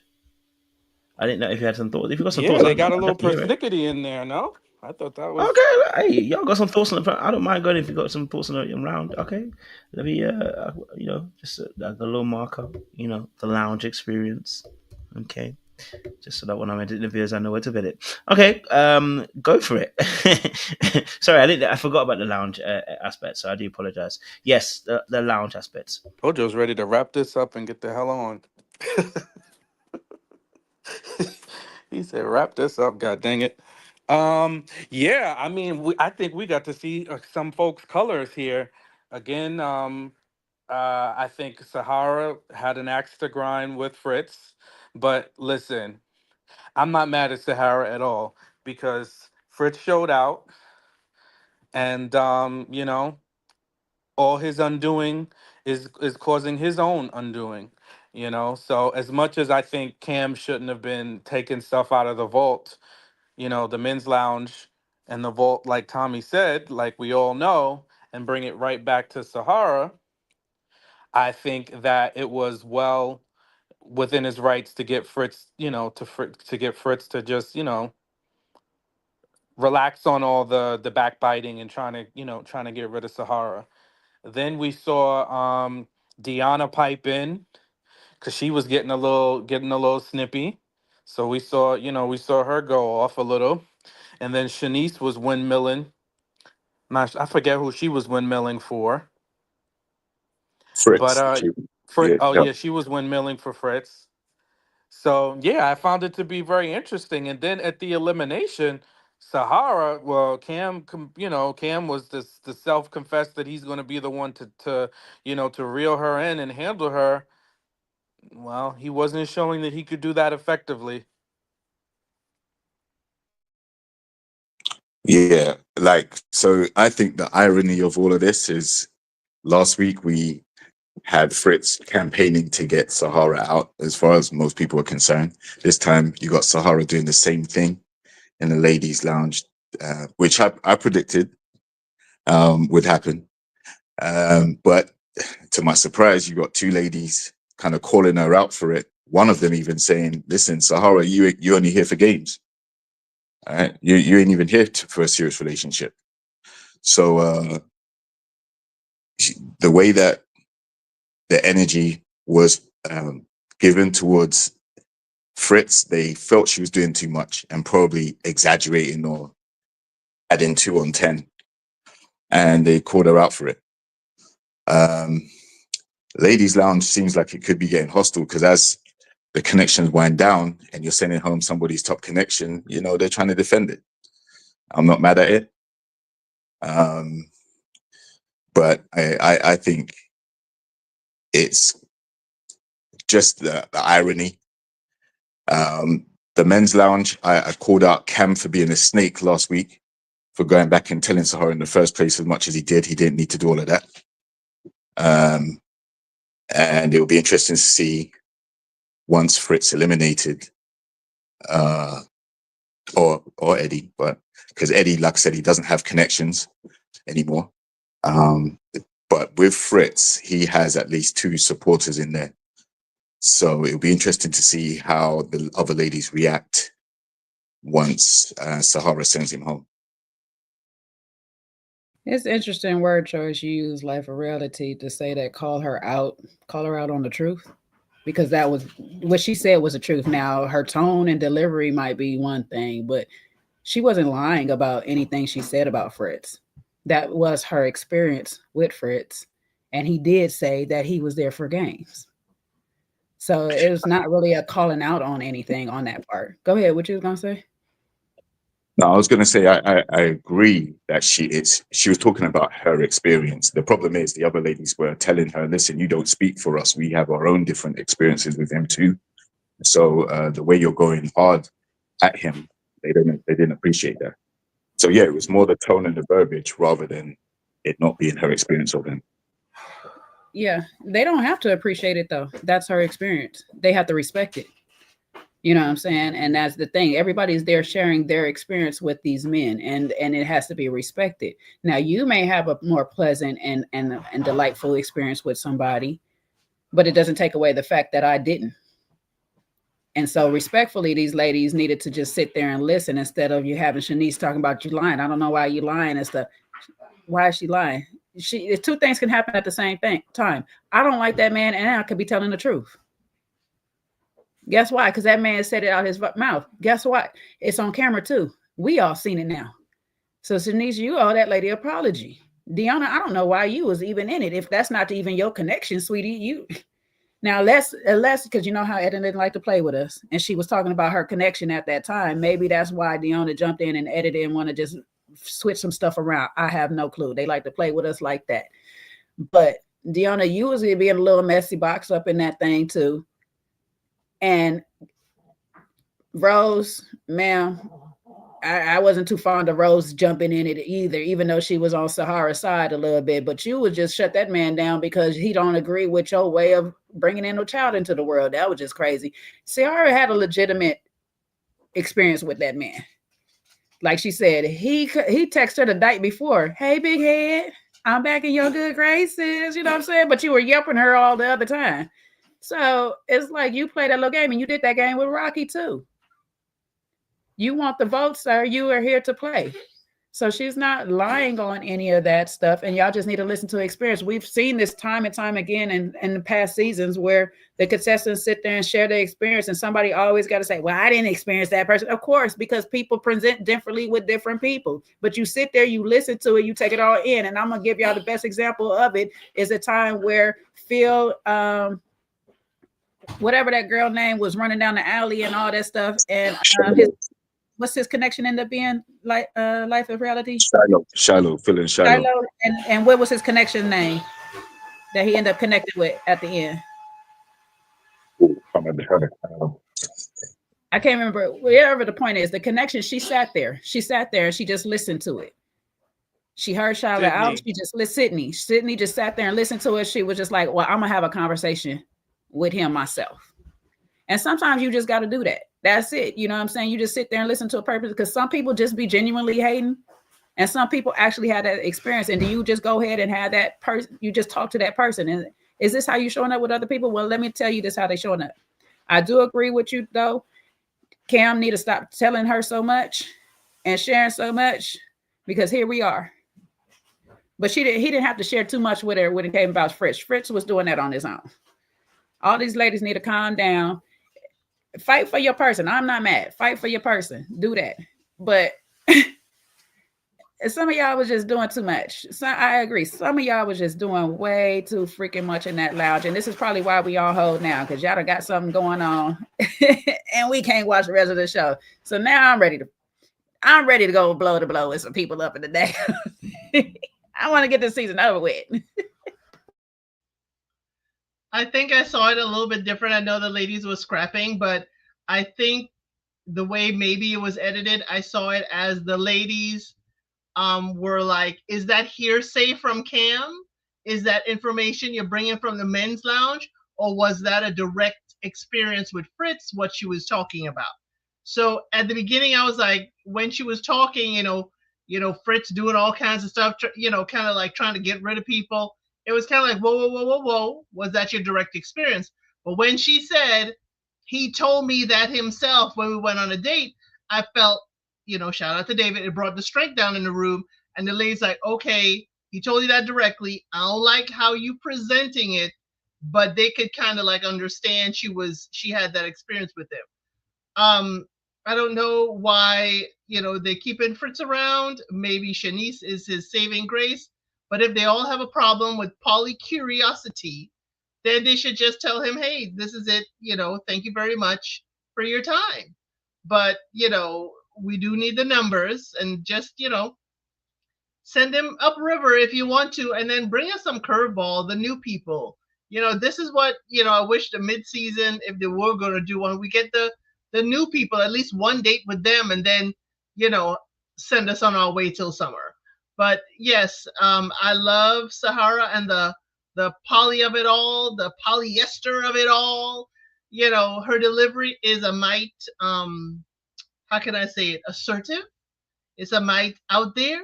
Again, I love to say it's Philly. She is definitely a Philly staple to me, my experiences of my friends in Philly.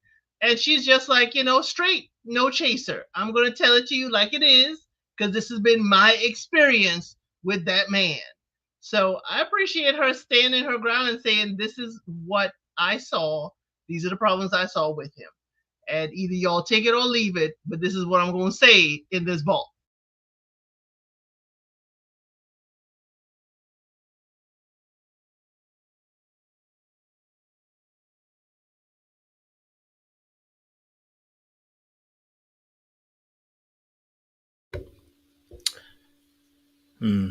Type. I mean, listen. First of all, in the lounge, I think the ladies' conversation. I think clearly something's obviously happened with Sahara and the girls. I think they've started to see something about her, so maybe that's why when she presented the information, they were not forthcoming with her straight away. I think, that Shanice has her own experience of Fritz will be very different, but I guess obviously something's obviously happened. Just like they called out Fritz, Cam did, for trying to collate the votes. It sounds like they were calling out Sahara for trying to get the votes on Fritz as well. So, like I said, I think these two are actually kind of the same kind of bird. You know what I mean? They're same type of bird, and they just seem to have been clocked by their fellow colleagues on this situation. So it's definitely interesting to see. And I wish, obviously, like I said, it's not going to have to wait for long before we get to see the next episode. But it would have been interesting to kind of develop the ladies' development in the next episode, because that is going to be an interesting perspective.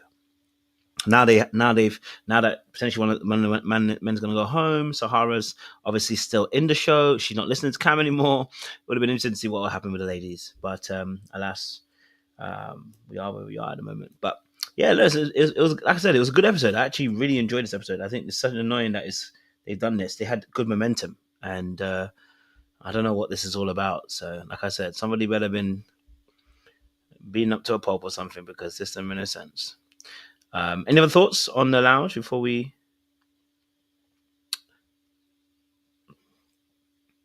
No. Okay, let me read out Super Chat first, because shout out to Super Chats. Christina says, Black is on one tonight. Says, Black, you're on one tonight. Shout out to Christina. And then we also have DJ, shout out to you, said, y'all are on 10 tonight. And I appreciate that, because the man them and the girl them, they were really on 10 tonight. They were having fun with it. I cannot lie. Okay. All right. Deacon, if you could give us the benediction. I don't know if you're going to get the benediction of the original Sean or the other Sean. Depends how he feels. Well, it's like it's a crapshoot. We'll see what comes up. But like always, I'm gonna give it my level best. So, what we'll start off with, I think, the couple that just really got us going, and that's Tay and Cisco. And I think what we took away from that is, your foundation of your relationship is super important. Two people should bring stability and a purpose to the relationship. But we also learn life is a gamble. And sometimes people are willing to take that gamble. Now, when you go and you gamble, you know what the odds are. And sometimes the odds are in your favor. And so you make a sure bet. And a sure bet sometimes means, hey, I know enough information to make a calculated risk and a choice. And sometimes we're willing to make that choice. So I think Tay is at this point willing to bet on Black and to bet on Francisco. Now, we'll see as the season progresses in 2027 whether that bet pays off. But let's hope that the bet pays off. I'm rooting for them. I'm rooting for her and Francisco to win and to get their winnings. And the winnings are love. So I'm rooting for them. Then we have Tay and Naeem. Again, Tay is gambling. I think Tay is a gambler. I think she's a gambler. And I don't know how that's paid off for her in the past, but if the past is the predictor of the future, I don't know, Tay. I don't know if you want to gamble on Naeem. I don't know if you'll continue to gamble with Naeem, or are you just sitting at the table smiling and giving us some good luck? So I hope you're not gambling too much and overplaying your hand. We also have Rose and shoot, I forgot his name. Rose and Fritz, sorry, as well as Rose and Hussein. Yeah, Rose, I think what we're seeing is a rose is still a rose, as Aretha Franklin's song goes. You know, we want the rose to be beautiful, to be soft, to be resilient despite their circumstances, but also be kind. You know, if you don't like someone, be kind. Be also open and willing to discuss different options with your potential partner, right? Don't shut them down. And if you are shutting them down, provide a reason and an explanation for perhaps what some may see as inflexibility. You know, we see that Rose and Hussein are going along swimmingly. Next, we have Deanna and Hussein. Listen, if you don't want me to know, talk to me is a person. I think that's Deanna. But we also, just similar to Rose with Fritz, it's also nice to be nice. It's nice to be nice. It's okay to be kind. It's free. And before you get your, start making assumptions and creating narratives, hear someone out. Talk to them. If you're perceiving something that somebody is doing, don't just let your conclusions get to jumping. Hear the person out. Talk it out. Allow them to explain themselves before you make an explanation for somebody else's behavior. We got a long stretch before the next season comes, so hopefully we've got enough before, enough information to collect and keep us holding on until the summertime. But I think, we got a little bit. Let's hope they make it worth our wait. Back to you. Thank you very much, Sean. I appreciate that as always. Daddy Deacon Davis is on one as always. We appreciate him for being the man that he is, upstanding citizen of this planet. We appreciate you, Captain. But for real, no, I appreciate the benediction. Listen, audience members, it's been amazing. It's been wonderful. It's been great. But before we go, of course, let me let those who obviously are doing some stuff let you know what they're doing. Elsa, got any projects coming up? I know that we got Sunday, but please let them know. Yes, tomorrow or Sunday, we are covering Married at First Sight Australia. Life is Reality, Little Black Book and I. We cover the week in review, and it has all the trash, mess, and drama you would ever want in a dating reality show. Also, I just finished covering Love is Blind Sweden Season 2. The first 4 episodes are out. So those recaps are on my channel, and go from there. And I'll let Jay let you know where I'm with her on a Friday. I don't know why she said that. I don't know if she with me or not. No. Yeah, we're on our cousins quick caps are on hold for right now. So we figure out what we're gonna replace it with. I'll probably do a couple of members live just because I done brought up some things that y'all want to know about now. So at the nudity of it all, since I was bearing all earlier. Yeah, so what I'm saying, we'll probably have some of those. We'll do some other shows. Of course, we're gonna do what we said in the chat. What is that? Somebody's Son. We're gonna, when that finally comes out, we're gonna do Never Ever Mets. Of course, we're gonna have that going on when those come out. I know some of y'all probably not into it, but The Last of Us will be coming back. I haven't fully decided if I'll be doing recaps or how I'm gonna break those down because I'm not totally an expert on the game part of it, but I do enjoy the show. And there's a couple of other shows that are returning. So April should be promising on a lot more videos because I know a lot more things are coming out in April. So yeah, we'll be back with some stuff. But I got to work on my members live, so I might do a couple of those. So yes, and follow me on Another Round JS, YouTube, Another Round JS, all together, one word. So that's where you'll find me. Take it away, Corey. Yeah, man. I just want to say thank you to everybody in the audience, man. I want to tell you that because of you guys, I have decided to do a voice channel, and I really need your help with getting things started. I think 100 subs is not a lot that I'm asking for you guys to go on the page. It's just sub, man. Actually, just sub to everyone on the panel. We appreciate you guys coming by and listening to us and agreeing, disagreeing with our commentary, but it's also important that you guys show that support with subscriptions and then liking the channel and liking the lives, man. It really helps to put the algorithm together and then get everybody seen. So appreciate the love. Like I said, just go to my page, Black Made Media, on YouTube, and click on Spoken by Black. You scroll down, you see Spoken by Black. Click on that and just hit subscribe. That's as simple as that. Also, if you want, the link is youtube.com/@Spoken by Black. Again, guys, appreciate your support and all the love you give me. That's right, Butter Voice. They said that your voice soothes waters, cuts and melts butter, brother. So you continue to be that. Coach, I'm sorry, man.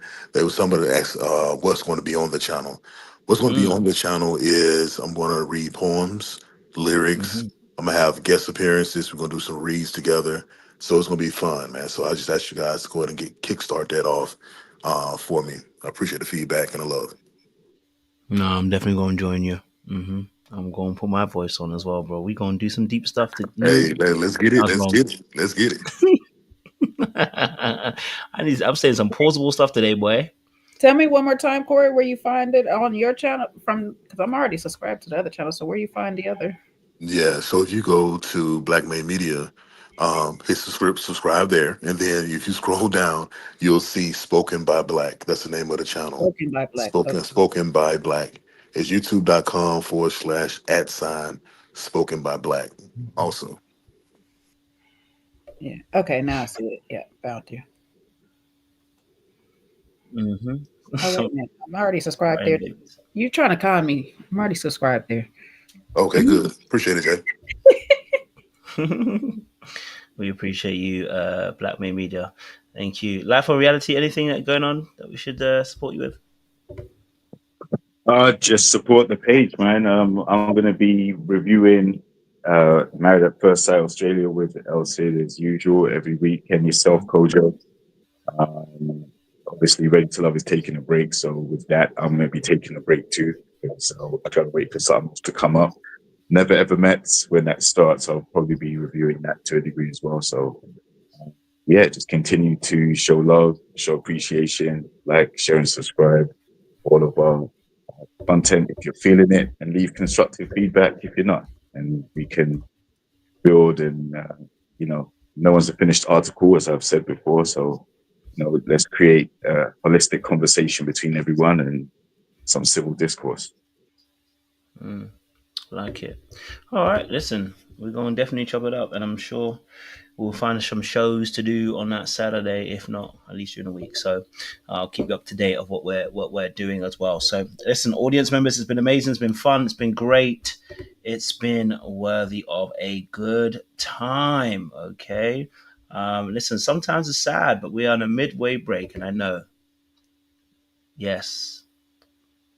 That's right. Some of us need to be talked through it. A little bit emotional, isn't it? But all right, listen, we've got to go. Say I love you and leave you. And don't do anything I wouldn't do out there in them streets, okay? It's cold out there, baby. It's cold out there. Okay?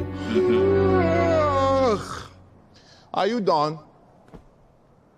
Are you done? Little black girl, you know what time it is.